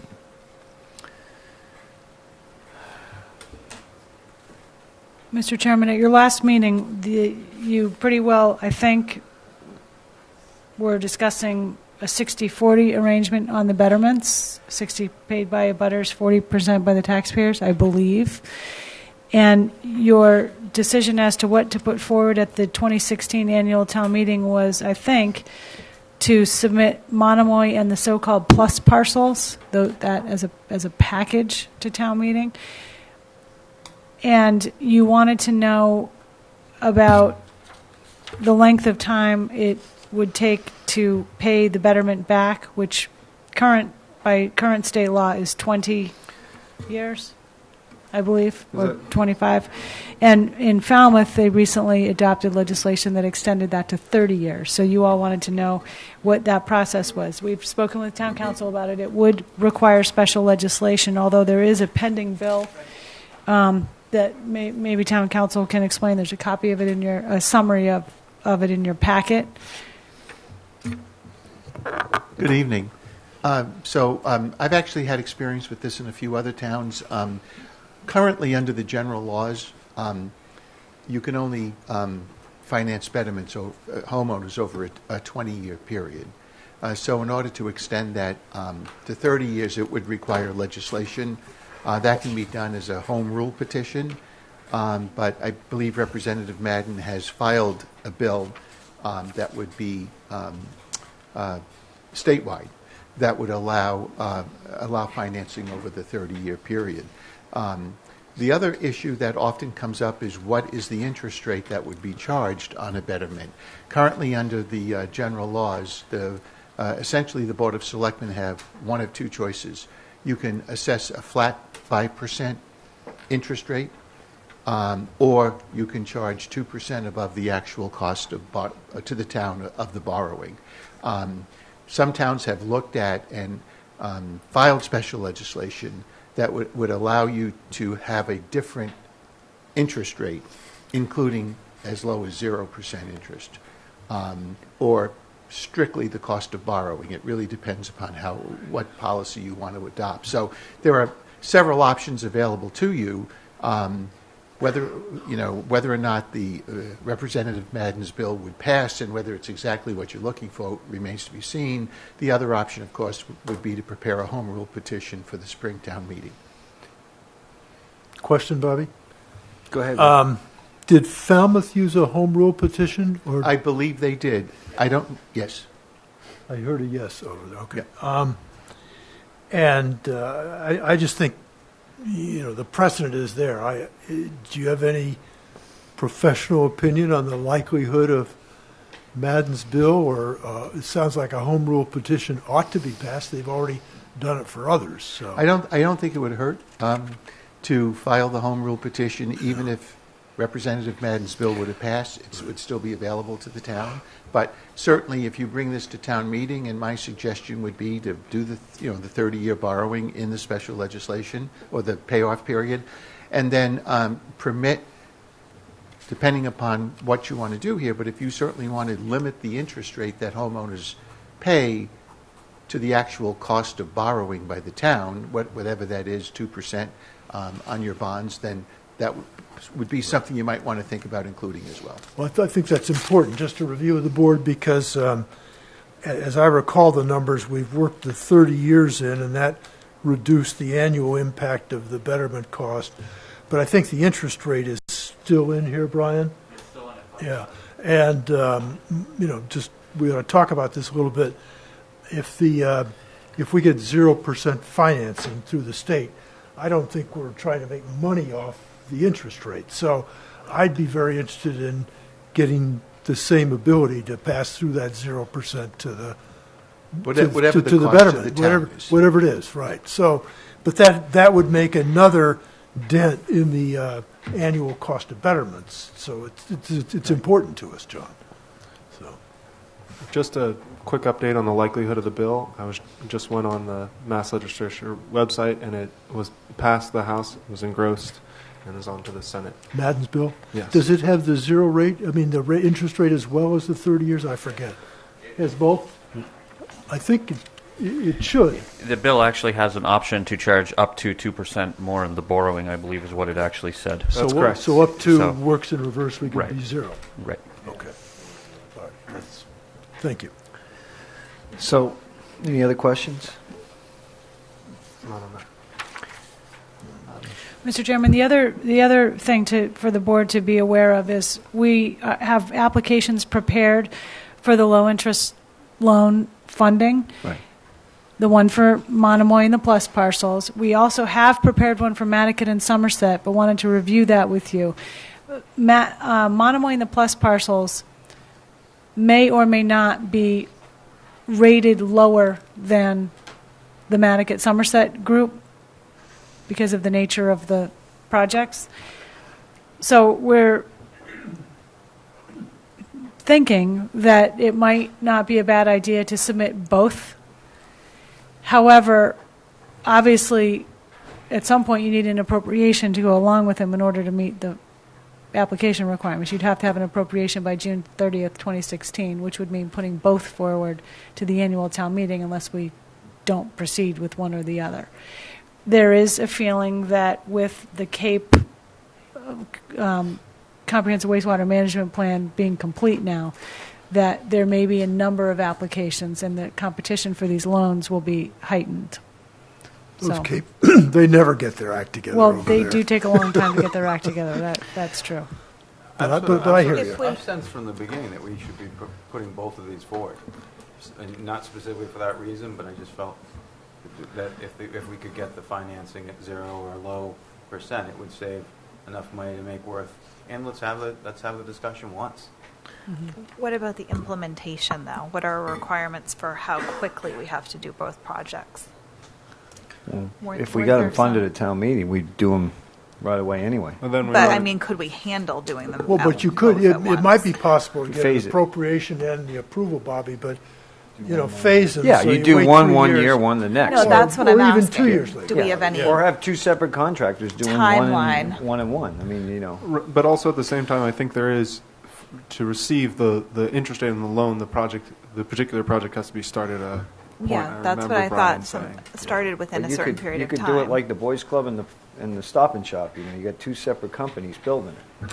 And it's not like it hasn't been done before. No, I don't disagree, Bobby. I just, as far as like, debt schedule and, tax bills and stuff, it is a lot to do at once as well. So if you can stagger it out.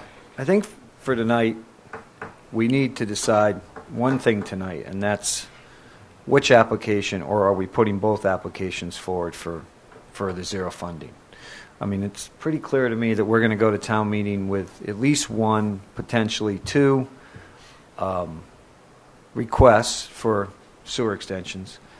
I don't believe we have settled on a betterment rate. I have not yet. I know that we threw around 60-40 last week, but I still haven't completely got my head around it. Nancy, I think just that can wait. For your point, I understand. mean, I think we can get to that. I mean, that's the kind of thing that I think that we can truly amend on town meeting floor if need be. If the voters of the town don't agree with what the five of us say the percentage should be, that can be amended at town meeting. But this applications need to get in for us to be in a situation to be at town meeting this year, sometime soon here, correct? I think Rosemary has some information about the projects and the loans, but as far as the betterments go, I correct me if I'm wrong, Town Council, but I don't believe town meeting has the authority to determine what the betterment percentage would be. It does. Okay.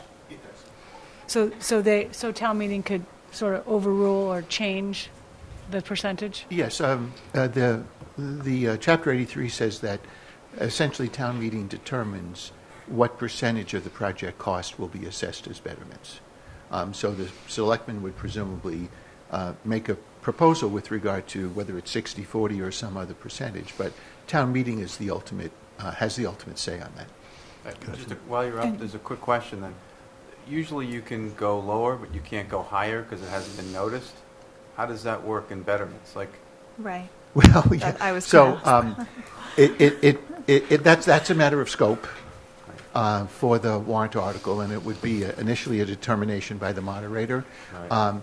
There are certainly some clear rules that apply. For example, you can't add a parcel of land to a rezoning petition on town meeting floor.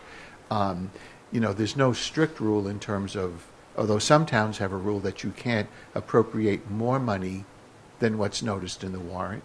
I don't believe you have that, but it is ultimately up to the moderator to determine whether or not there was fair notice to the voters. So that would be an issue of scope. Right. Okay. So because you could flip it if you go from 60-40 to any other. Yeah. Someone's getting right. And I think if the warrant article says a certain percentage, then isn't everyone on notice that that's going to be a topic of conversation at town meeting, and you better show up if you want to change it or if you want to protect what's being proposed. So, Rosemary? I have your applications for you. I talked with Brian and Kara, and they said just to be prepared to file both.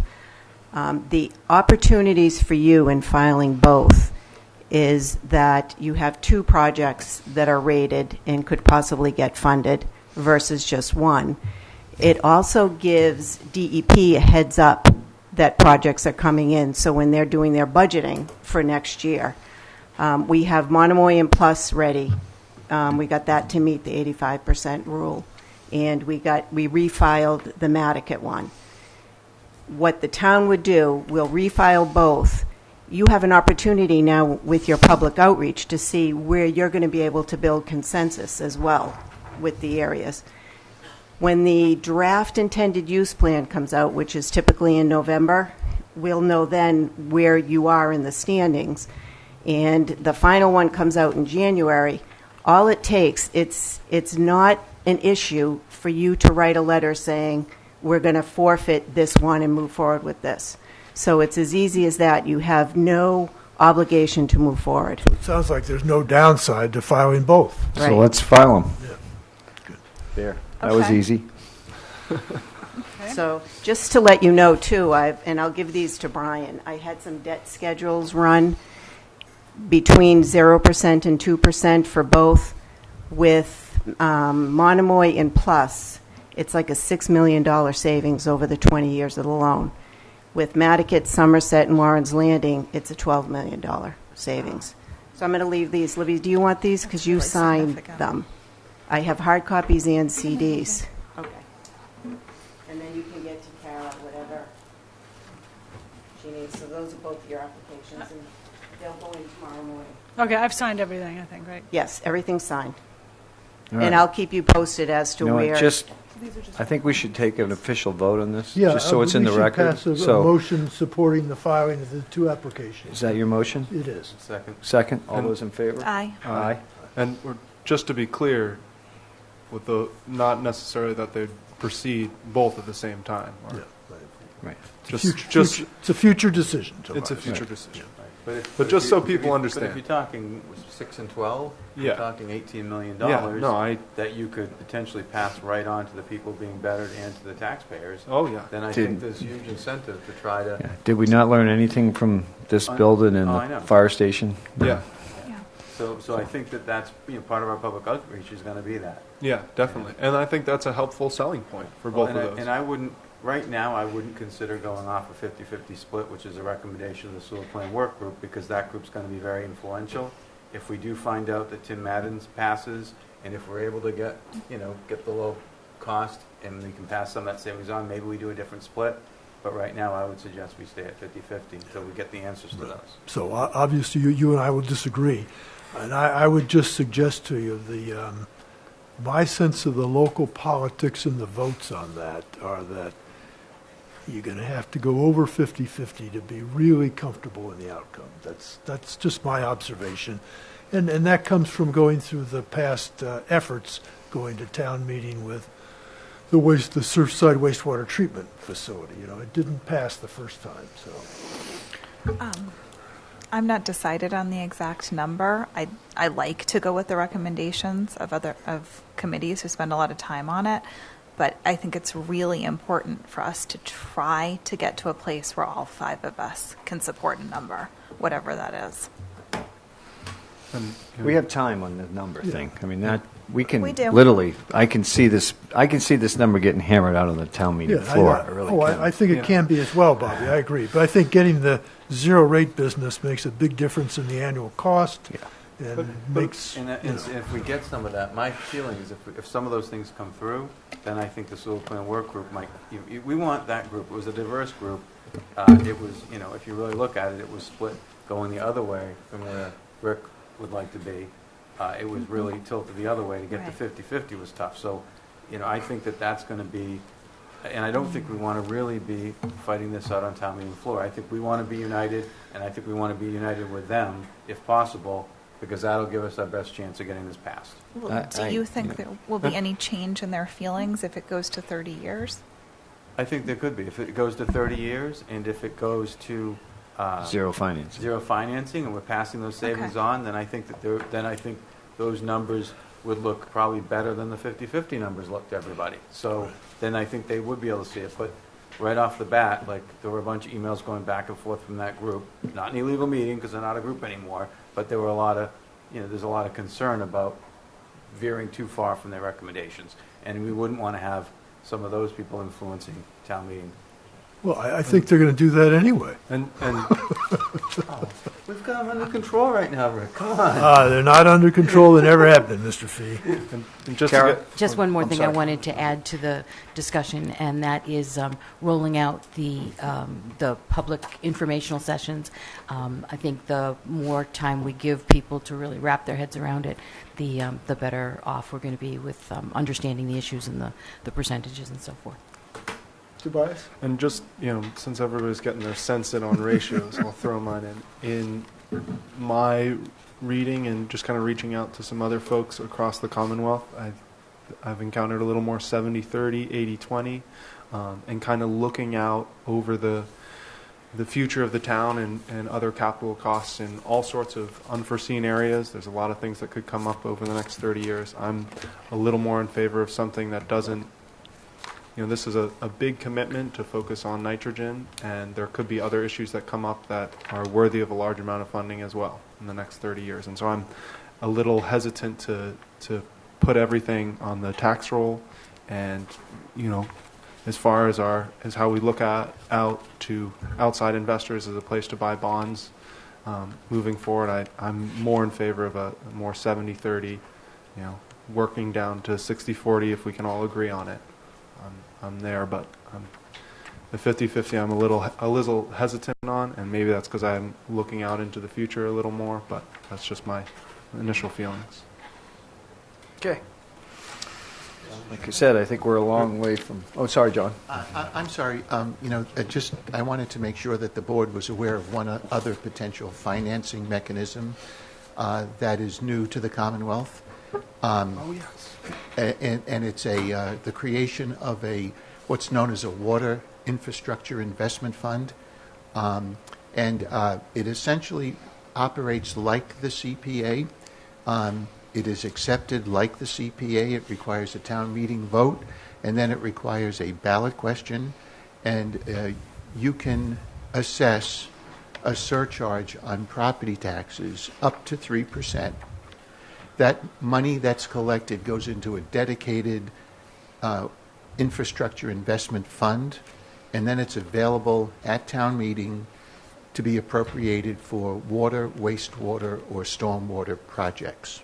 So it's something you may want to consider. I have some material back in the office. I'd be happy to send it on to Libby if you like. But that would be, obviously, it's above, the 3% is above the Prop 2.5 limitation, but it's dedicated strictly to those infrastructure investments. And that's on property taxes. That's not a transfer tax. It's on your property tax. It's a surcharge just like the CPA, and when you accept it, you designate what percentage you want, up to 3%. Good. Okay. Anything else on sewers? All right, going to go on to selectmen's reports and comments. The first item is... Before we leave, Bobby, how do we do the public outreach? When do we start that? It's on the... And does Libby really need to have a number dialed in for us as far as a ratio before we go Well, I along? think if we're going to start to do a public outreach, we need to know.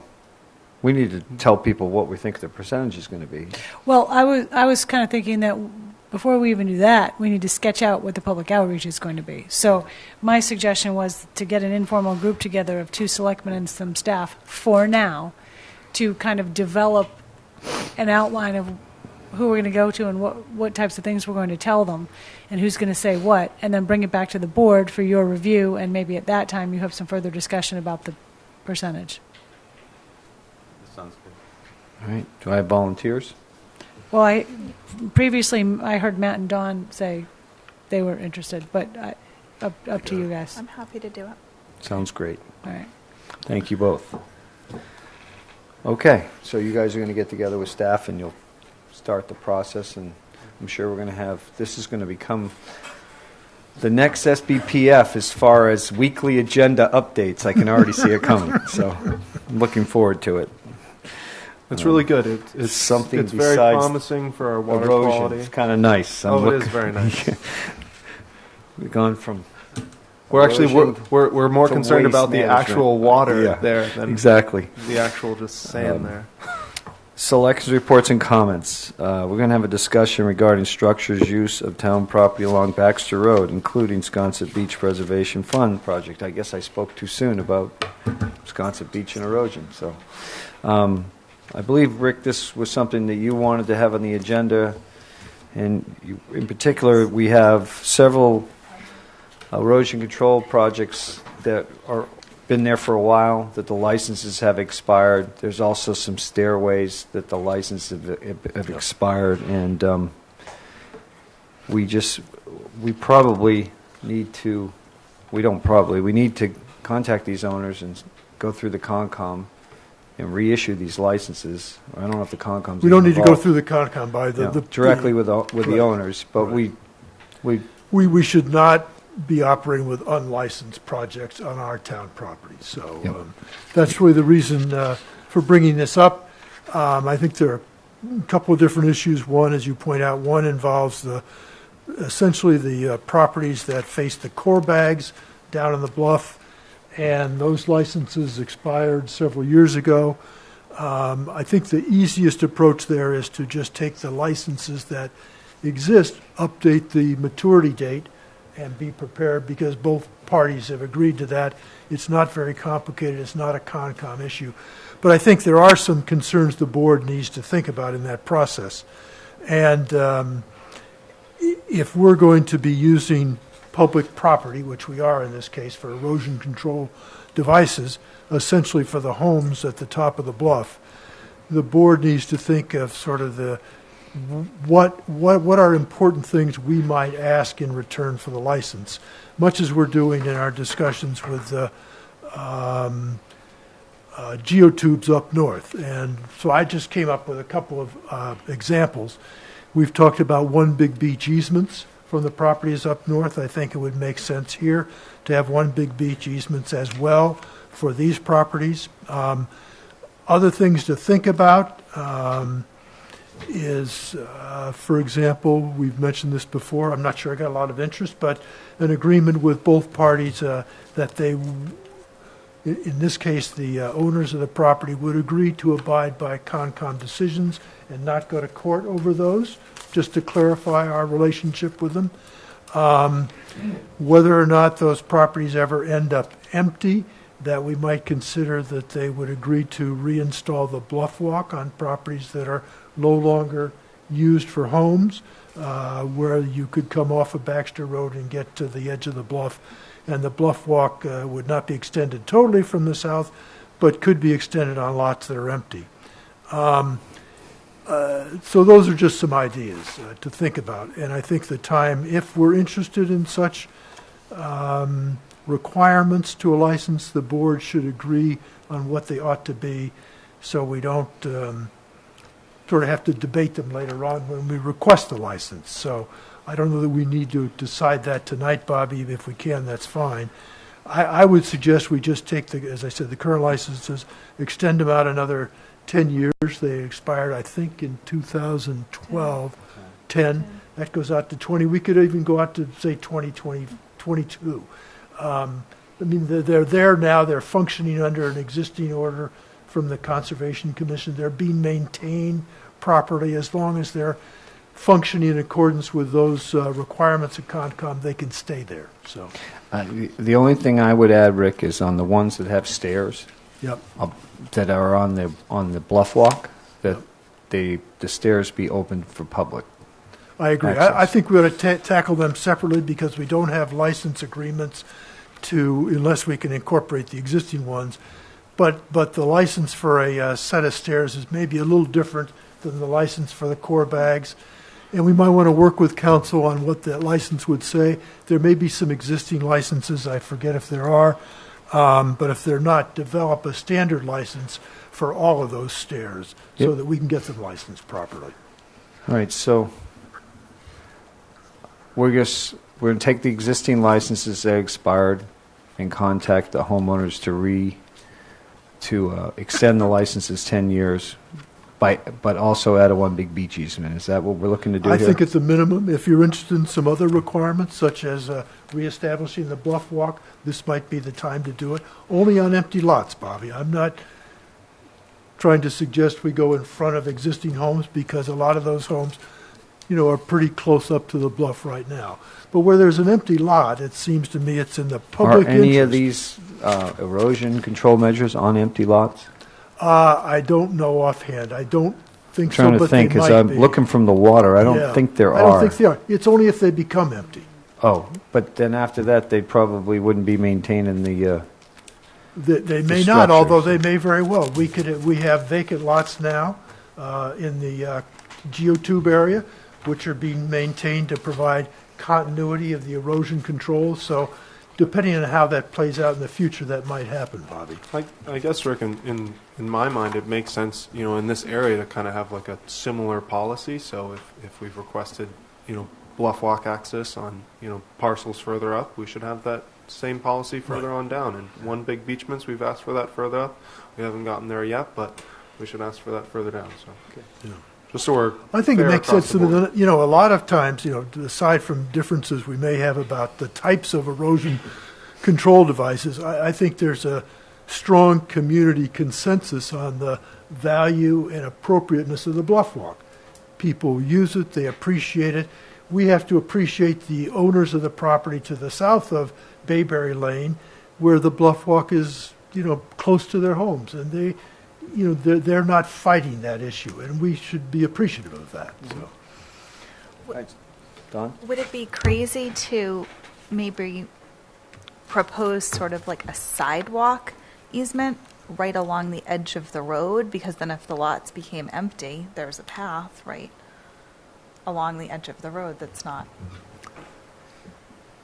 interrupting things as much, but still You provides mean that where there are houses? separate from vehicular access. Yeah. Well, Actually, the layout of the road. essentially when the houses are not. If they're We not there. Dawn, we already have the road layout is It's big enough. very much To do a wider than sidewalk the anyway. asphalt. Then we probably don't really need the path because we could put one in. No, but the path should be on the bluff side of the lots. Like, But where if there's possible. no house there, it's wide open. But you can't see down the bluff. As you walk the bluff I see. now, you Okay. can see down it. All right, I So see if what you you're put saying. it 6 feet off the edge of the So bluff you and can then see move back, down. you can see the beach and everything. It's very different. That's what the bluff walk to the south is about. Yeah. And so to only see it from Baxter Road, you look right out into the ocean. You never get to look down to the beach. I guess I was just thinking that when there's a house there, there's really not going to be that much land left. Well, in we between. can work out the details on how we approach this. I'm not sure I've gotten that far yet, but I think at the logically, bare I think it minimum, the makes one sense. big beach easement should be tied to all these Right, I licenses. I agree. mean, the bluff walk, if we can get it, great. If not, whatever. I'm going to get the dates wrong, but the bluff walk was litigated back in the 40s or 50s or something, and it's set up to move. It was set up to move with the bluff. Right. And someone was kind of trying to close it and not allow it, and The he bluff lost walk that. was the So first springing easement. But I think there's some precedent there, so it's pretty important. Yeah. Okay. What is the process to do this then? Is council? Do Well, we I get a think list? we work, I'll work work with with town council on it. administration and council to configure the license agreement, contact the parties, and Yep. see where we go. But I think the important part is to make sure that we're in agreement on the quid pro quos here. Should we take a vote on asking for one big beach easements, or? I think I we think the got it. consensus is that's what we want. Yeah. Great. Okay. Next is the police department report on liquor license compliance checks underage drinking. I see that we have a list here in our packet of the underage of establishments that served underage drinking. The next process is to schedule a public hearing. If there's no objections here, I'm going to tell Libby to schedule that for August 19th. That's the next available date that we can do it. And at that point in time, the police department will give us a set of recommendations, and we'll discuss all these infractions with the individuals one-on-one. Libby, do you need a resolution of the board, or just is Bobby I think expressed- just your agreement right at the moment to Okay, schedule the hearing great. for August 19th. Thanks. Okay. Committee reports. Do we have any? I can report I went over to the Vineyard, met with some of the other selectmen last weekend, and had a great tour of the island, checked out a lot of affordable housing projects. So if anybody's interested in talking with me about that, there's a lot of great things they're doing over there on the Vineyard. I also talked to a gentleman who owns the energy co-op over there. They've done some cool solar projects across the island that are significant in providing power for them. We talked about some other energy solutions for Nantucket that I'll bring to the board at a future time. And lastly, they're very interested, some of the housing folks, in coming over here and working with us. And they want to make a lot of folks over there were really excited that I came and want to improve the relationship between the two islands, because I think we both have a lot to offer each other. So just encourage the board, if you know anyone, invite them over, and maybe we can have them for something. Yep. Great. I have one quick comment. I kind of agree. I agree with Inquirer Mera talking about the sidewalks a couple weeks ago. I walked home the other night, a couple of up Cliff Road. It's dangerous. The sidewalks are impassable. People are walking the street in the dark. The street lights are flickering. So it's important. Sunday, I drove down about 8 in the morning down India Street. There was an old lady walking right down India Street. She didn't hear my car. She stepped on the sidewalk. As soon as I went by her, she stepped back in the road to walk because the sidewalk is dangerous and impassable. This is 9 in the morning, and she's walking down the middle of the road because of how bad the sidewalk is. I look back behind, and right behind her is a lady with a carriage and kids. This is 9 in the morning. So I think it's one of those issues that, I think we have legal exposure. I think that sidewalks should be for pedestrians, and I think it's something we're going to have to deal with. So I think that kind of. At the NPNEDC Monday night, there was an open seat on the Bicycle and Pedestrian Advisory Committee that's been filled with David Fredericks, who I think is a great addition. And there was a launch into a pretty extensive discussion about coming up with some action plans between bringing all of the different board members involved together and prioritizing things and moving some things to action. So it'll be great. It was being discussed. You mean about sidewalks, just to make sure I'm with you.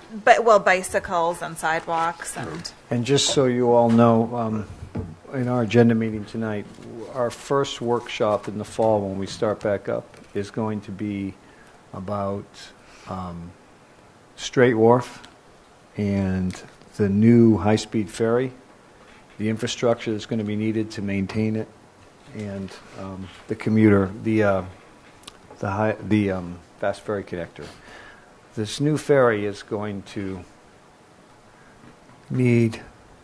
We're going to have to rework Straight Wharf and Lower Main. I saw briefly the other day the plans for the gangplank. It's 3 stories, 3 ramps simultaneously unload Where's the this boat. HTC? I mean, 30 feet max or something. It's when we. So it's is a significantly larger boat, Bobby, or fast boat? Yeah. I don't remember. I remember we voted on it. I don't remember. Well, we had a very limited discussion about. Oh yeah, it's going to be like the old Like slow the old ferry, one, only, that's but what I it's going to remember. go faster. Well, yeah, the old slow ferry carries 742 people. So now we have a fast ferry that carries 742 people. I remember another fast boat like the one we already have.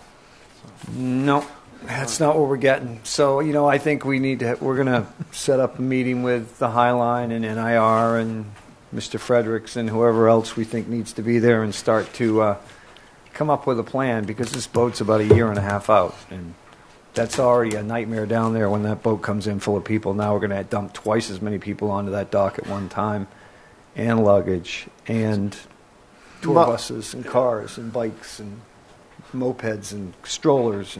And to be clear, Bobby, are they getting rid of a boat they currently have? Yeah, the slow one, the Great Point, is going away. Okay. So they're going to have 2 high-speed ferries. So now. they have 2 fast, so we'll have 3 high-speed, including the steamship.